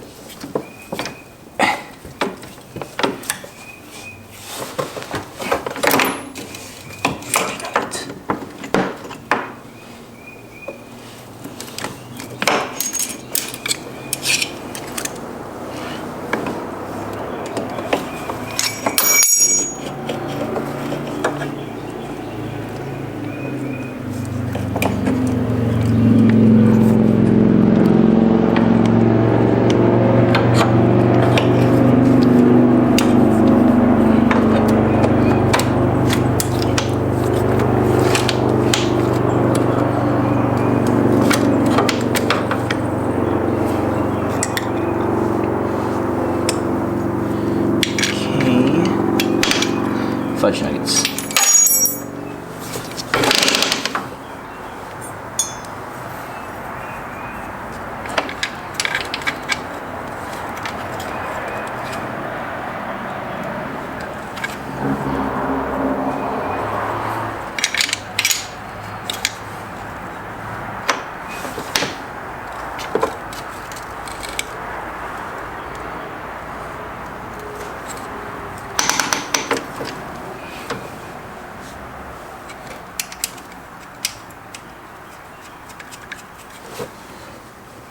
So I don't know what's happening inside the internal mechanisms, but the Kickstarter does not really want to work. And I don't really feel like messing with it because this electric starter works perfectly fine.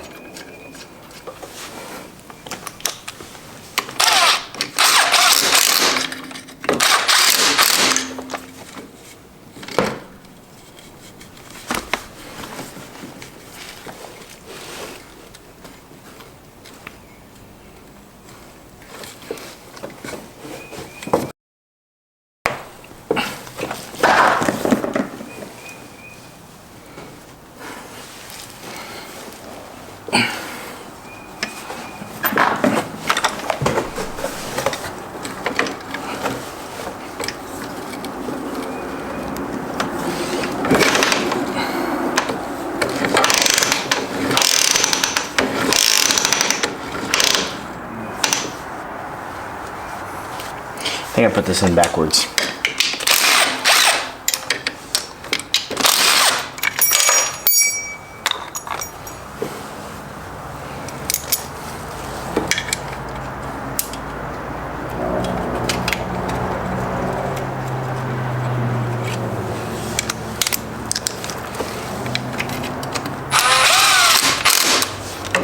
Yeah, now that has a lot more clearance.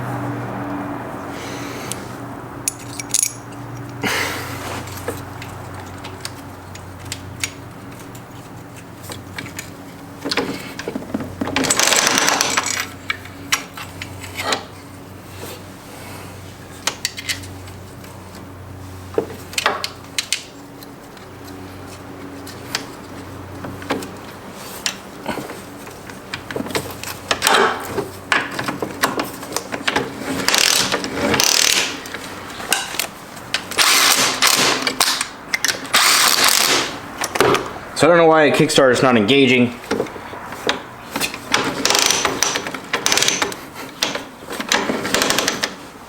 But but it's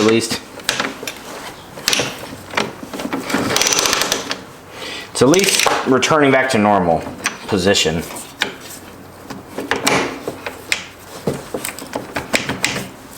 Which is good. So, next, we have to get the cover back on. But I gotta scrape the cover a little bit because there's a lot of gasket still on it and I want to get that cleaned up a bit. There's also, looks like,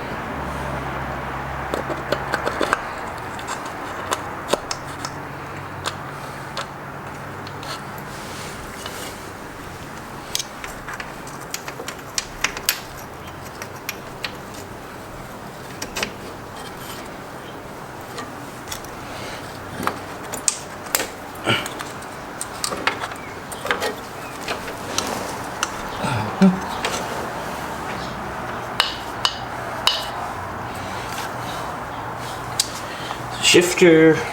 Where did I put that razor blade?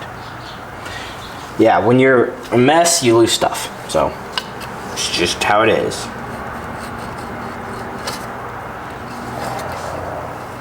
You guys don't need to watch me to do this, but I'll probably just edit it out.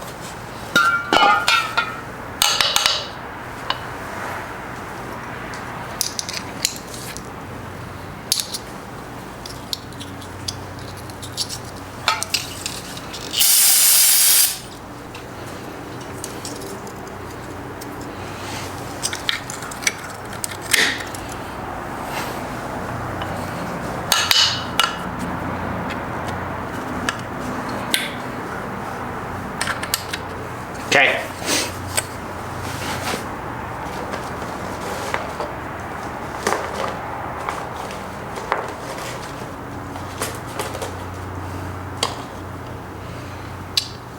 Gasket, new gasket, brand spanking new.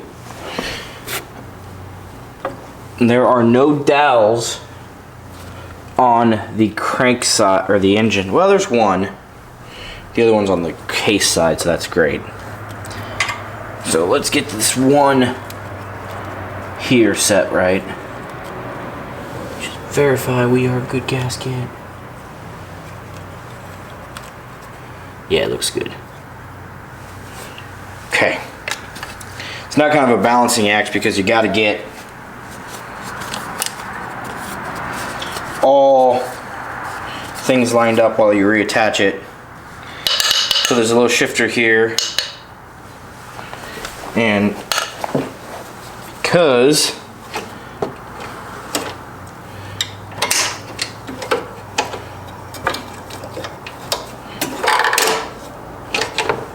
oop, that needs to not get there.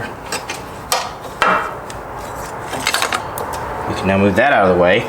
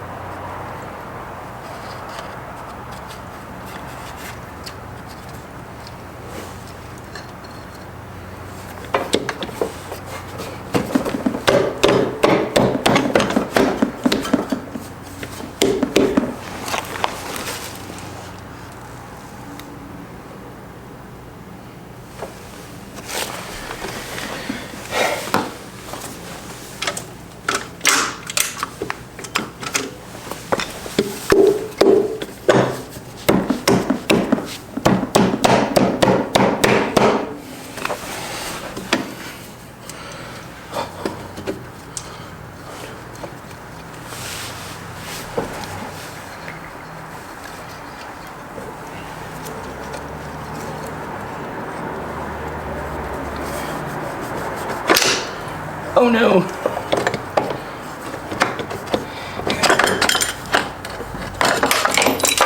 Ah!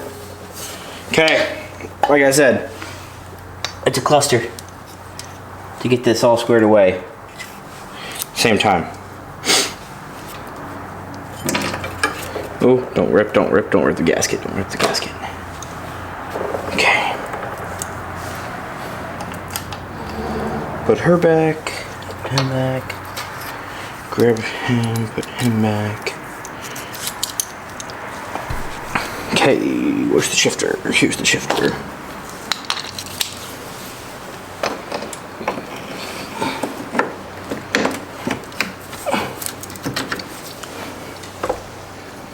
Take two.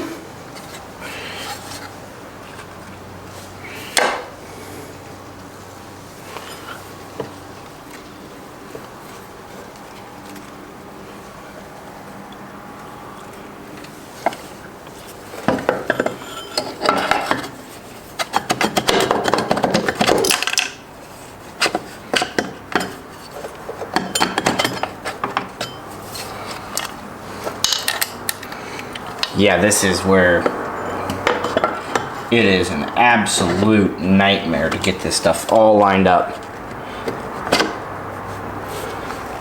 And you still can't damage your damn gasket. So you have to be extra cautious on that. So like, I mean, you could probably, I don't know if you can see, my gasket doesn't look like it wants to fit.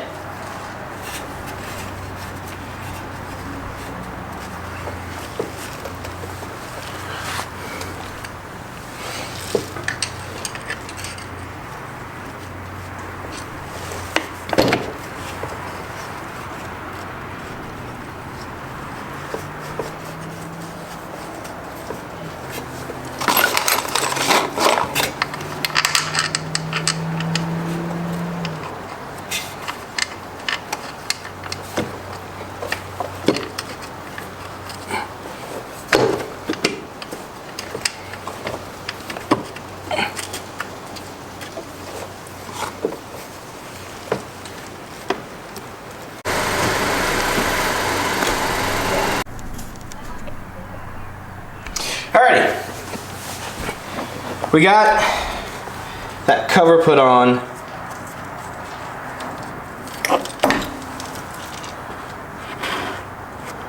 Why is that?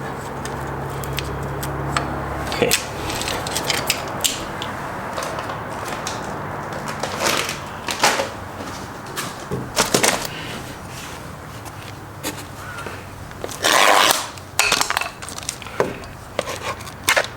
I was gonna say I put the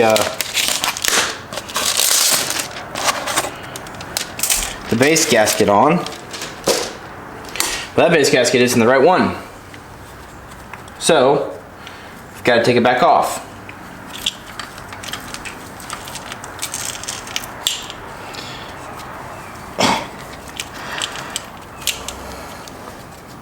And I really don't want to destroy this gasket, because it's still sort of the right shape. It's just for one that has a plug in it or something. Piston's already up at the top dead center. Ish. It's not exact, but it's already up there. This is the right gasket for it.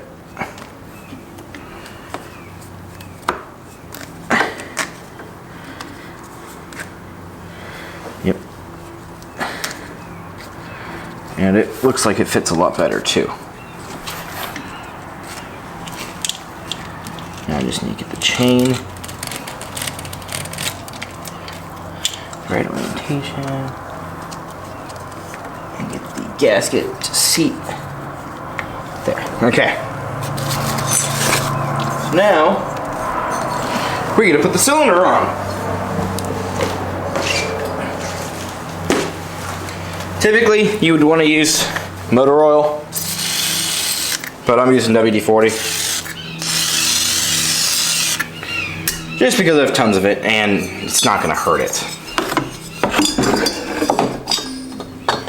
I got the piston, the ring set in the right position on the piston itself. Now these, they're tapered. So typically, I can just wiggle the piston and the cylinder separately. Just making sure your piston rings kind of get compressed.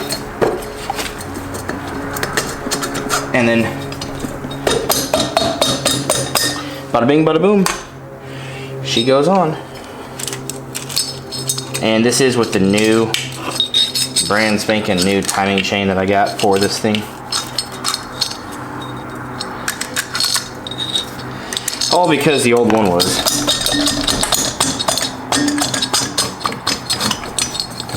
questionable. But would you look at that? We have it assembled. And I'm gonna go ahead and take the other guide, wipe it off real quick, just make sure it's somewhat clean.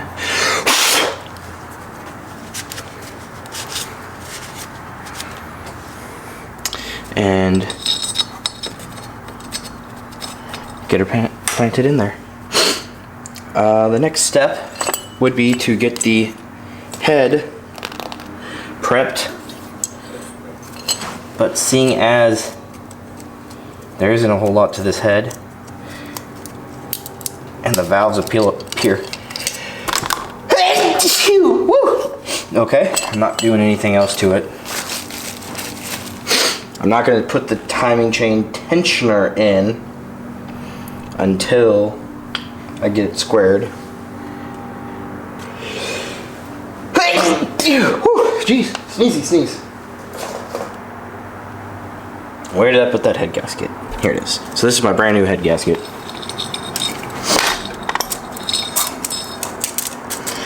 It should not matter which direction or which side you put it on, just make sure you hit the bolts correctly.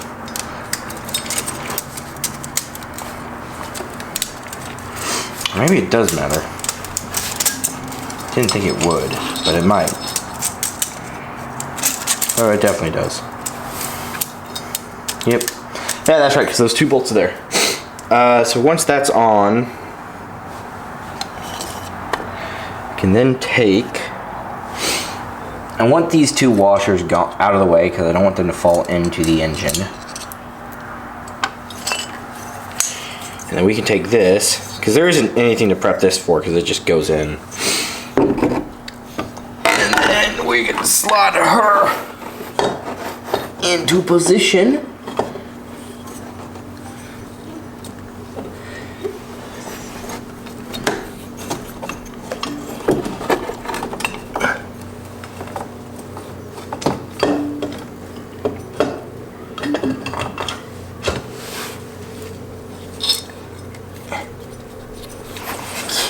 Make sure everything's looking kosher. Take a pick down here. The whole point of my pick is to get the chain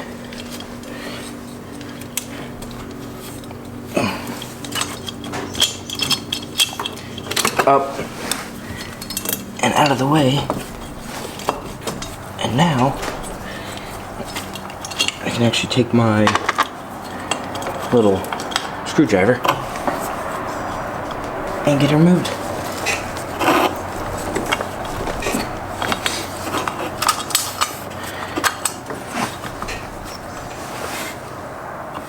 Something's hitting.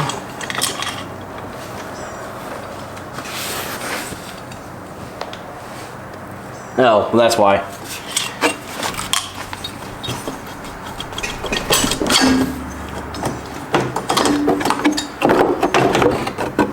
I think my timing chain guide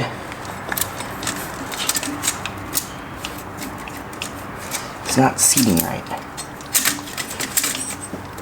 Oh, that's right, because my chain just fell down.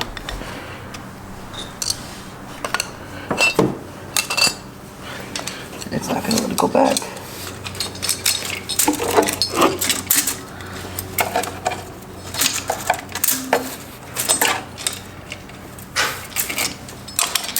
Okay, take 2 on the head.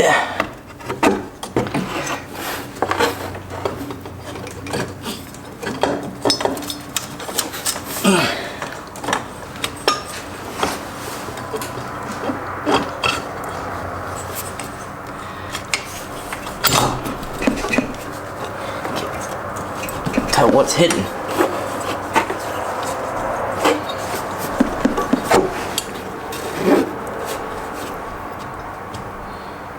Something's hitting. It could very well be just a nut or a bolt isn't going through. Yeah, that's what it was. Just a nut or the bolt on this side didn't want to go through correctly. So, since that's set up and squared away now, I'm going to pause. Come back in a bit and we are going to finish up with the timing system.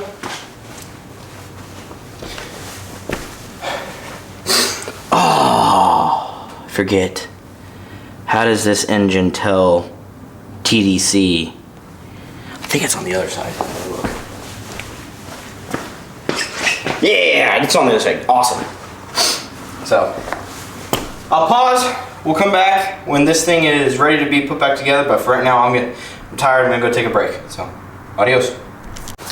Alrighty, where were we last? I say we go and get the head bolted down because that's the next step.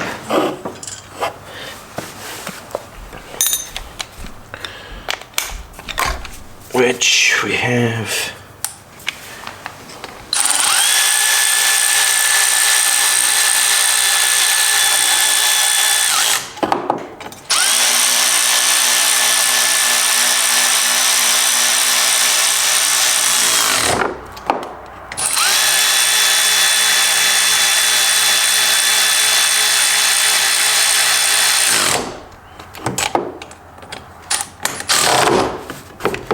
Okay, that head is bolted, well-ish.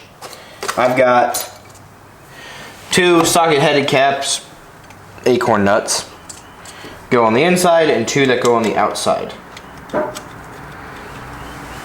And they should be a 14 millimeter.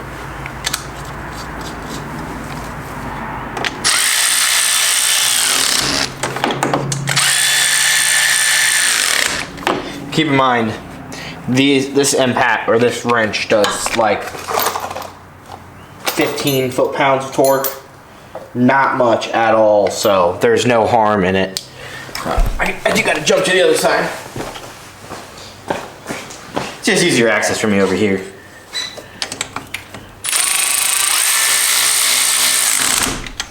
And then I don't know what the torque is. The torque spec for this thing is.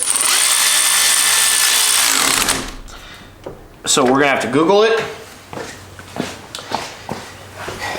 And that's, my hope is to Google it so I can figure that out. But yeah, now I need to figure out how am I gonna get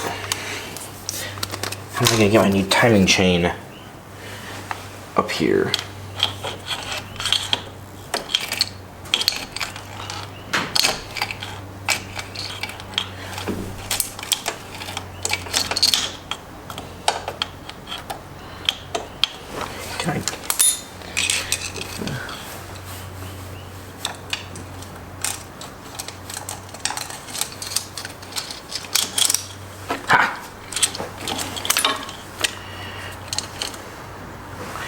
Timing chain's up here.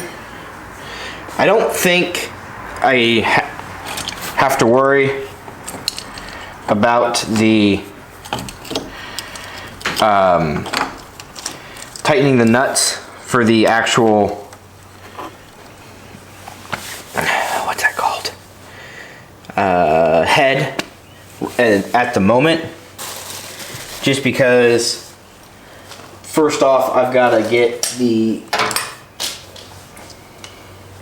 unit to,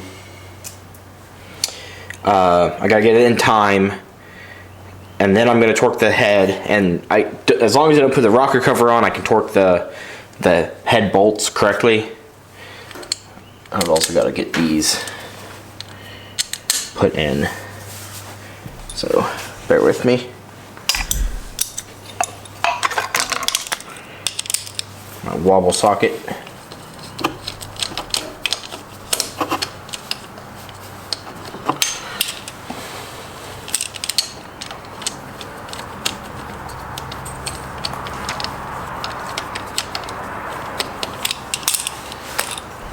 I have to do this by hand.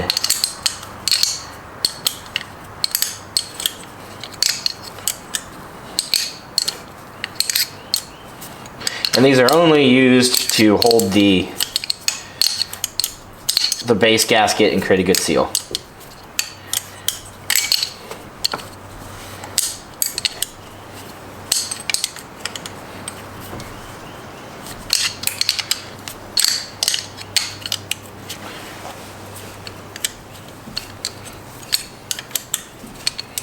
I've got to get that cam. Yeah, I'm kind of glad actually, now I'm thinking about it, I replaced that chain, went through the headache there. And now I'm going to have to spend a little extra money. But I'm happy I did go through the process, just because seeing this, ouch.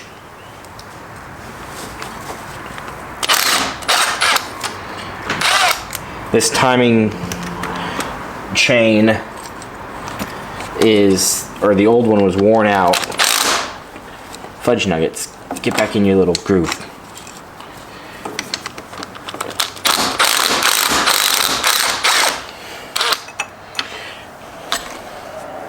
It was worn out, and just because when I took it off, I took the tensioner loose, and the tensioner literally just allowed the chain to fall right off the thing without having to do anything to it. Well, now I have the chain on there and it is not moving at all. right? This, I got a mechanical timing chain.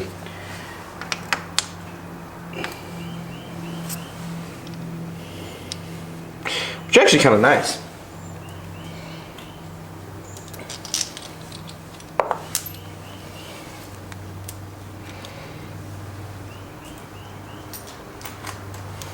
Here we go, 2 bolts.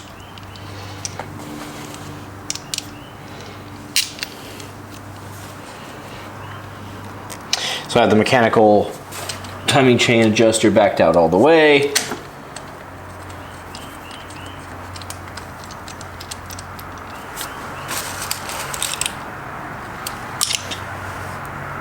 I think these are the right bolts. We'll see though.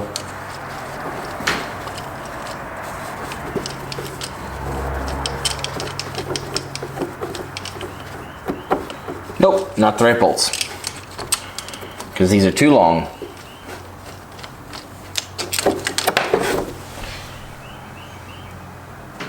Let's see, what other bolts do I have? Maybe these.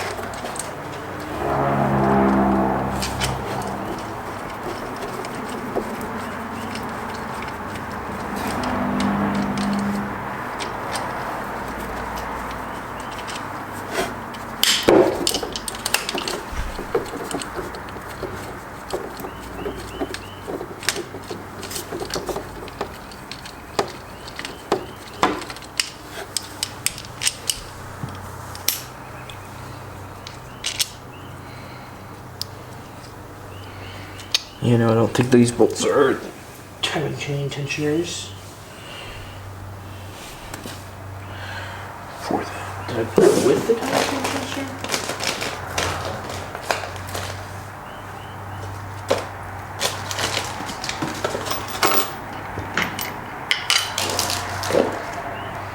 Huh, well, we'll have to wait and try to find that, or find those. All right, on the other side, there's a port.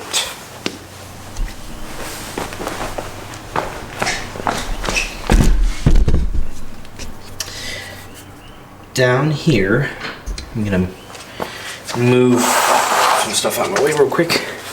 It's a little flathead screwdriver port. Don't forget there is an O-ring, so don't go moving stuff and then expecting it to be in the same position. I'm taking it out because I don't want it to fall. So, inside there, you should be able to see TDC, which I'm hoping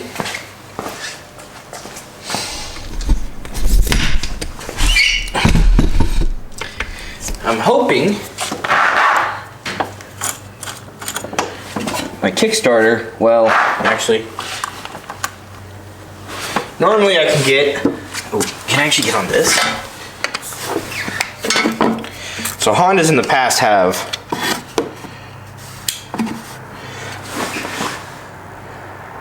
I don't think I can do that. I'll at least trust it.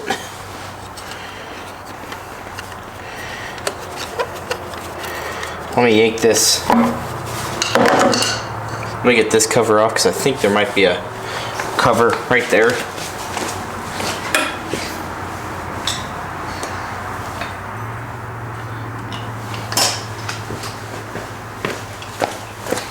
I can't remember. Hondas typically have some sort of, oh shit. Oh. Guys, that's my issue. Can't shift. Okay. So let me get to the other side. I've got to take the cover off of the other side again and reset the shifter because it's not shifting now. So I have to fix that. Give me a minute. All right.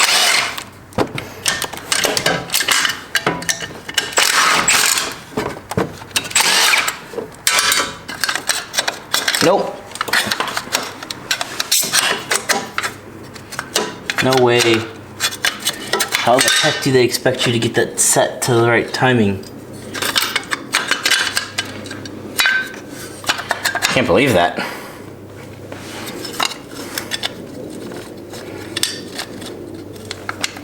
Normally there's like a little button on the crank on this side that you can connect a socket to. You can spin the crank over that way.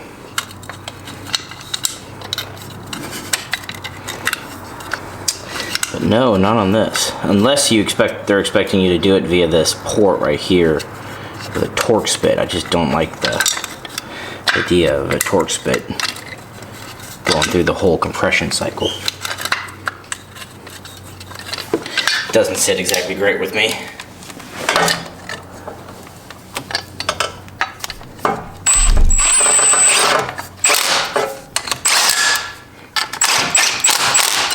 Sorry guys, bumped you a bit. There. Where did the bolt go? I dropped it. There it is.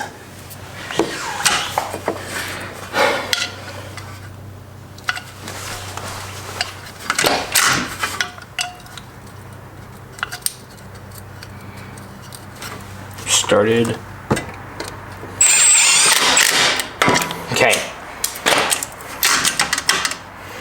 So that's neutral, or neutral. All the way down is neutral. So let's take this plug out and find what Torx bit that is, and maybe that will allow us to spin the motor over.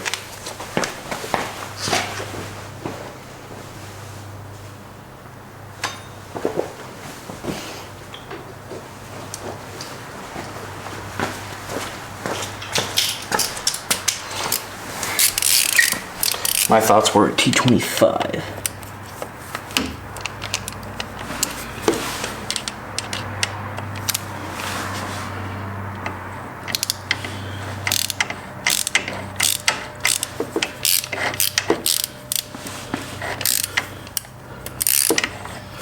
Okay.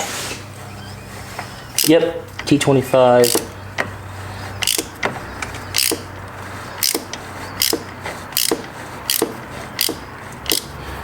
I'm looking. Need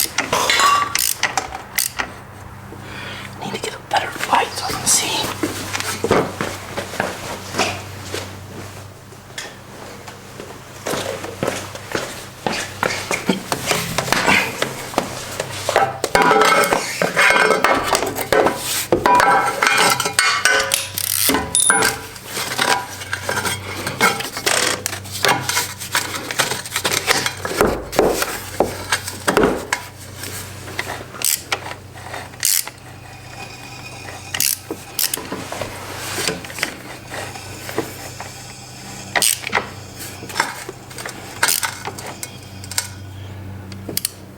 Okay, 2 marks, and I just passed it.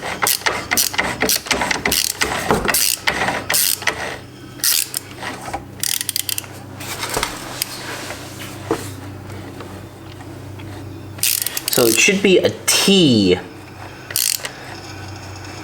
you're looking at through this port. There's the 2 marks.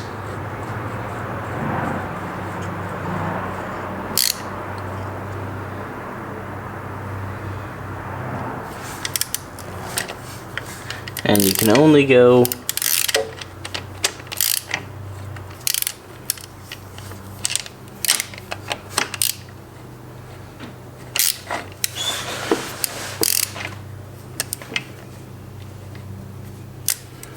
one direction. So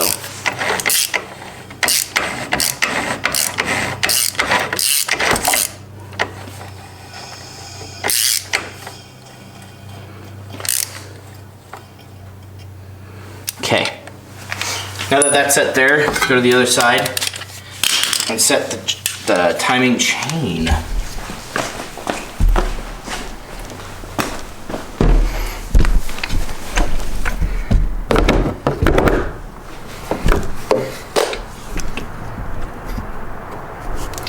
So up here You can see there's the mark on the gear for vertical. So that should be where top dead center is.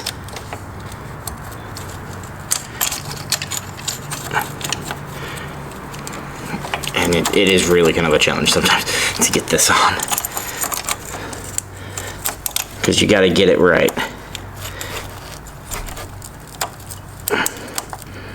I will say, you see that dot over there on your left hand, or my left side?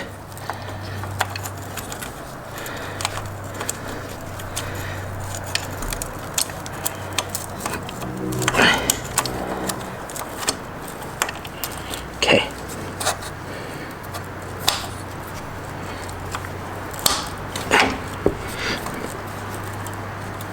Okay.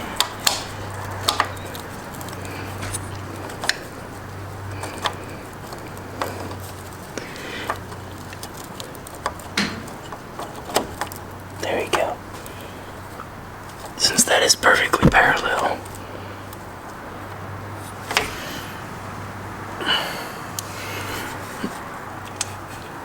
We should be able to rotate the engine now. Oh no, oh no. Oh crap, I just fudged it up.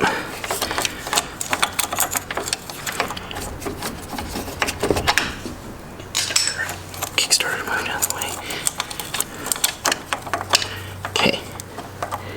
So, gotta jump one tooth. Okay. That's how it should sit.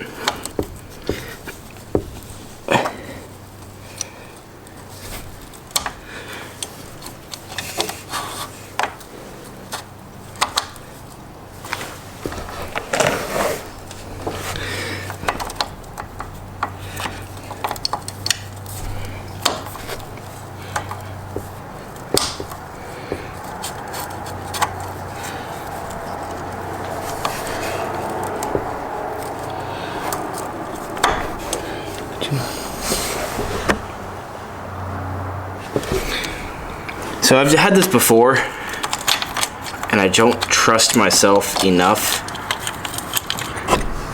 I've had it where someone, like the timing gear didn't set mesh right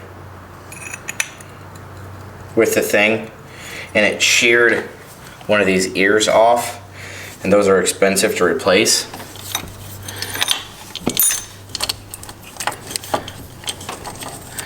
So I'm just taking it a little bit more cautiously than normal.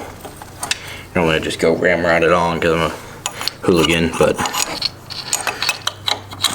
I'm being a little more ginger right now.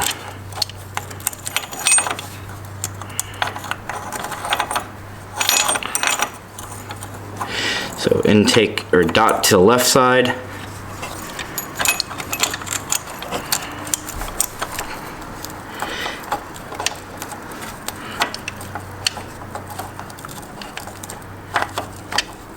Cam chain up.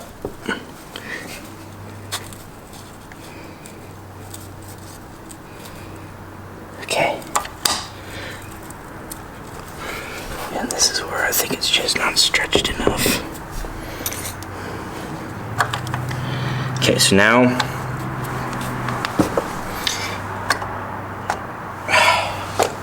okay, I gotta be on the other side. Wait, where is that screwdriver? That Torx.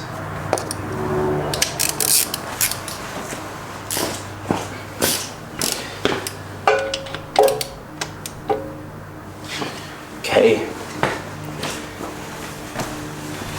Need you guys to bear with me.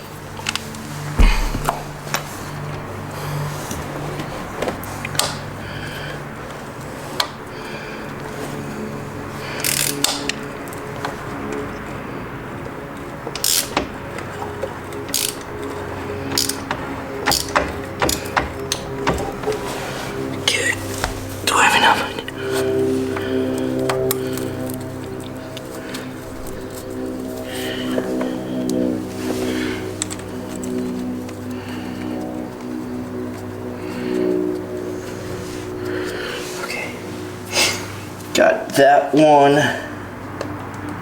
installed. Where's my 10?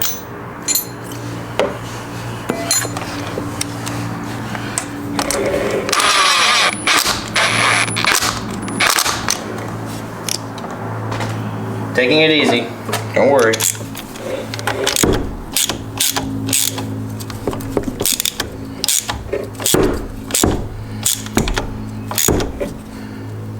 Okay. So now,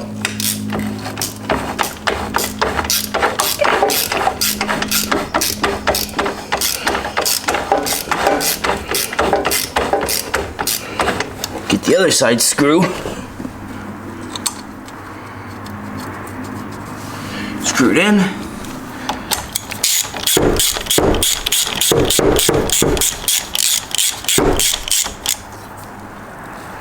And now we can run it through its paces again on this side.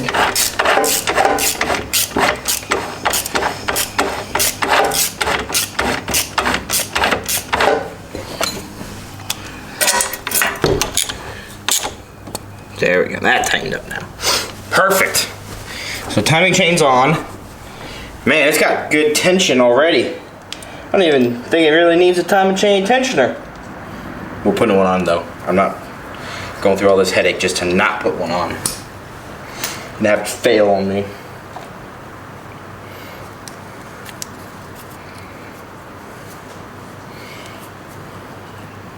Just need to figure out what bolts go to it.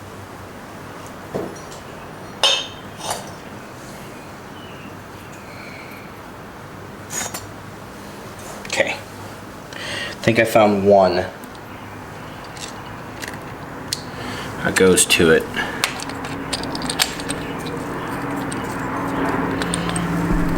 Except you guys are in the way and I can't see squat. You guys want to move? Give me some space.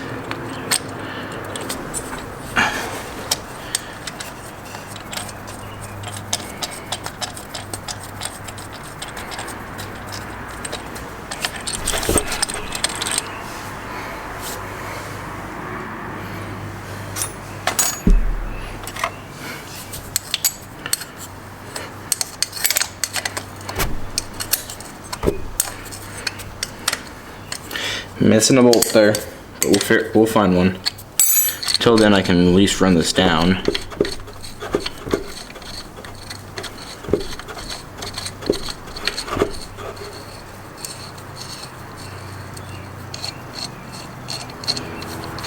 And we can cinch this.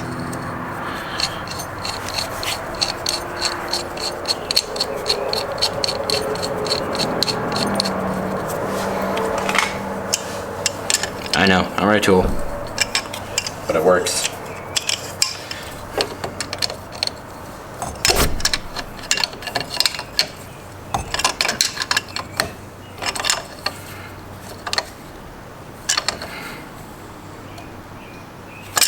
Perfect. Okay. Now I just need to find another bolt.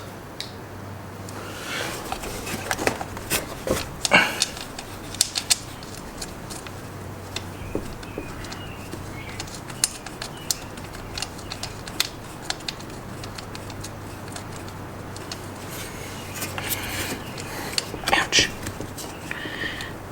Piece of plastic got me.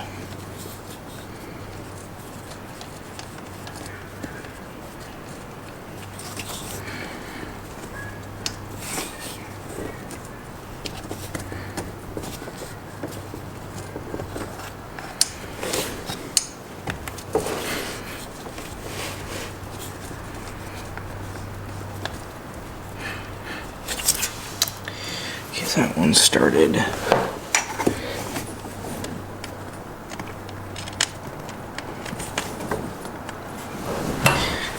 Okay. Feeling better about this now. So 4 bolts there.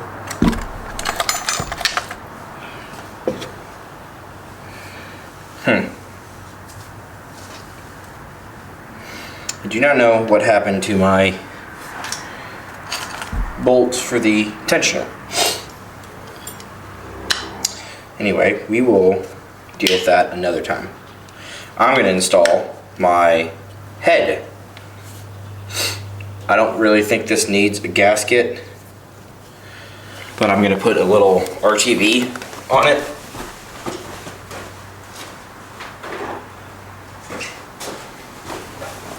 I've got Honda high temperature, which is actually exactly what Hondas require for little gaskets like this.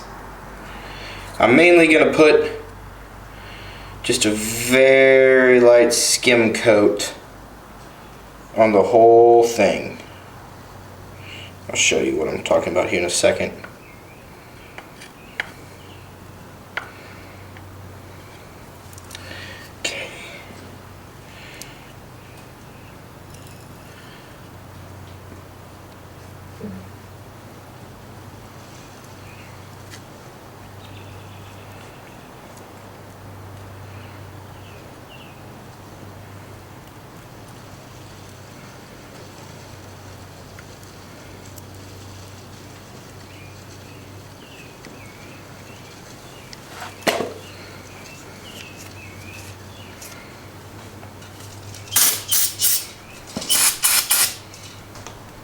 Some oil residue on this one section, so we're going to clean that off and reapply it. And I know you guys are not even looking. It's okay. In a second. Be patient with me.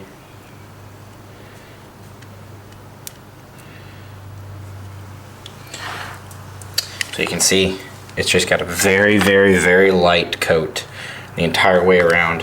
And it's mainly just to help the what do you want to call it? The metal to metal contact.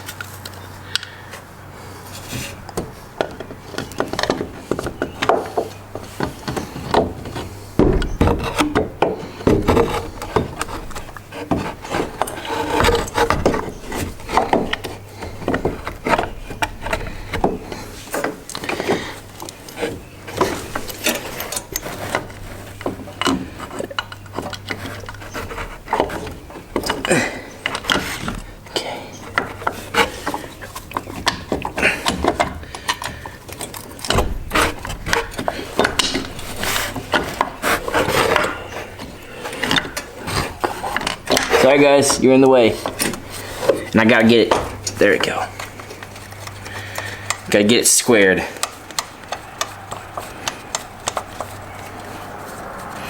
Now, we have the joys of putting everything back together.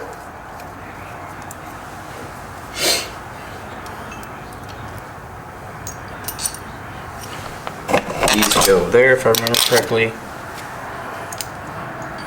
It's pretty nice because the bolts that don't belong are going to stick out like a sore thumb, because they're either going to be too long or too short. There's no real in between.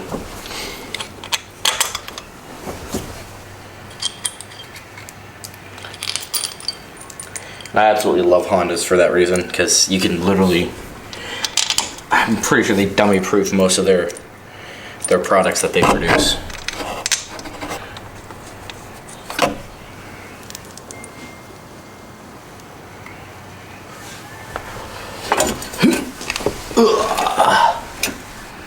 Stand up.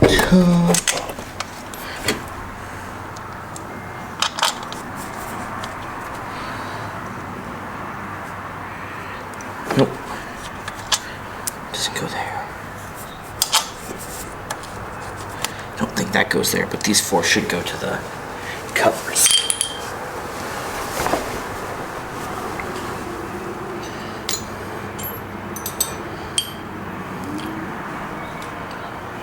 Now, where's my 1/4 inch socket? Let's start tightening these suckers down.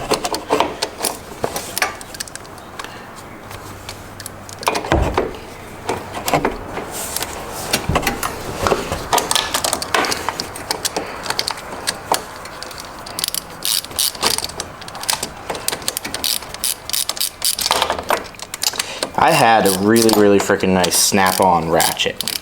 I lost it. I don't know where I put it. Don't know what I did with it. And I miss it.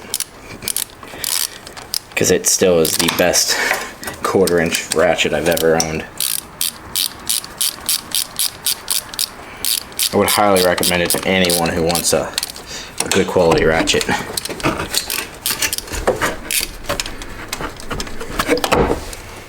Get from up top.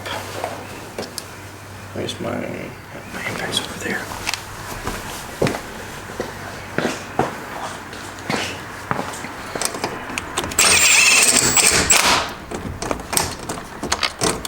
Don't drop your socket down the open airways.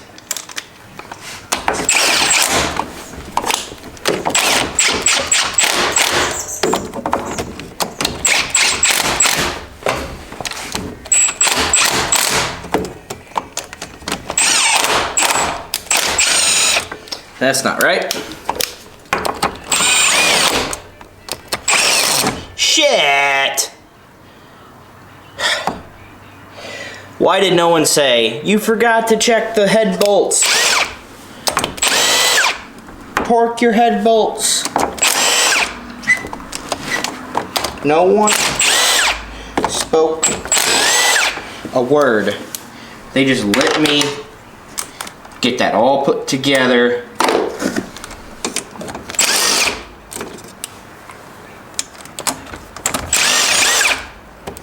Before I realized it.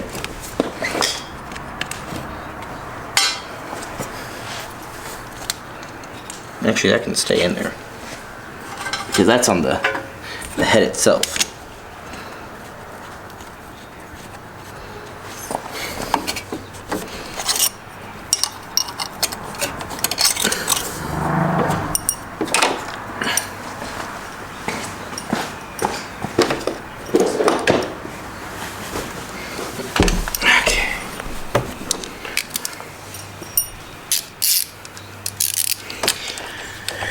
Oh, you guys. Why'd you let me do that? Make a fool of myself. Alright, off camera, I'm gonna go do that. Gonna go torque these head bolts. Nothing's fancy with them. They're pretty much just standard head bolts.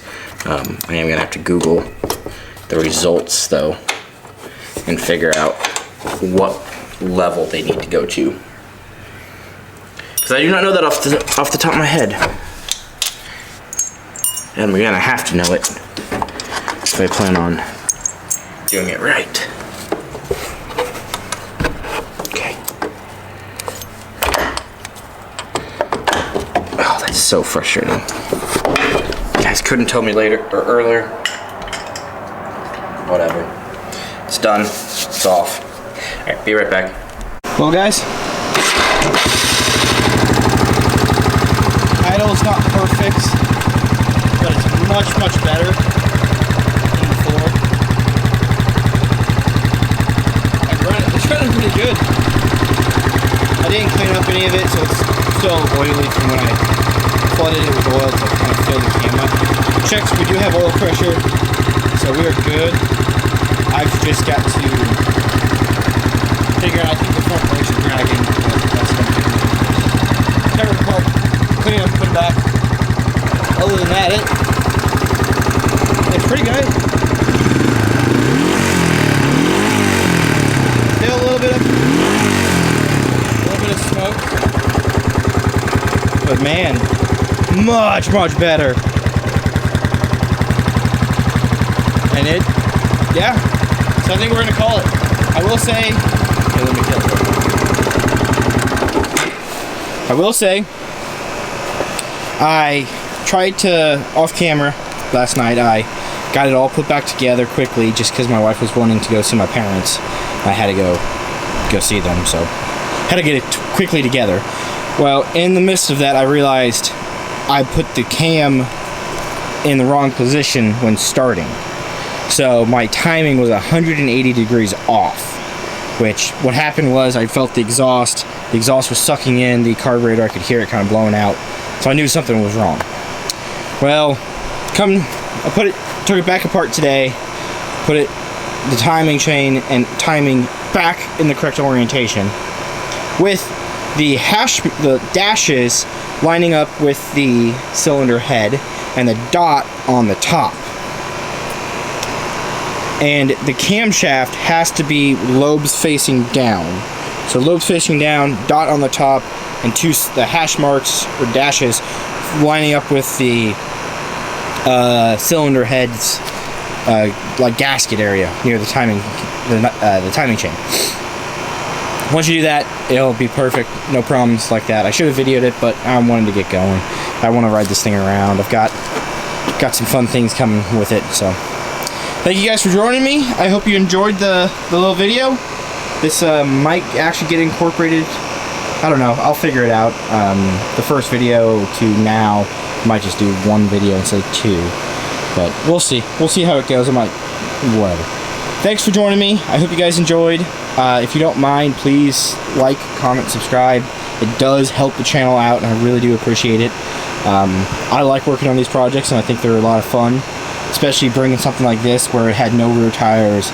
It was beat up. It was blowing like a bazillion gallons of oil out of it. It was smoking so bad. But I do enjoy it, and it's now no longer junk. It's worth money, and it's worth quite a bit now because it runs, drives, and it has four-wheel drive. So happy to see it not go to the salvage yard, and I'm happy to see hopefully it'll move on to someone else's life where they will really enjoy it. So thank you guys for joining me, and have a wonderful day.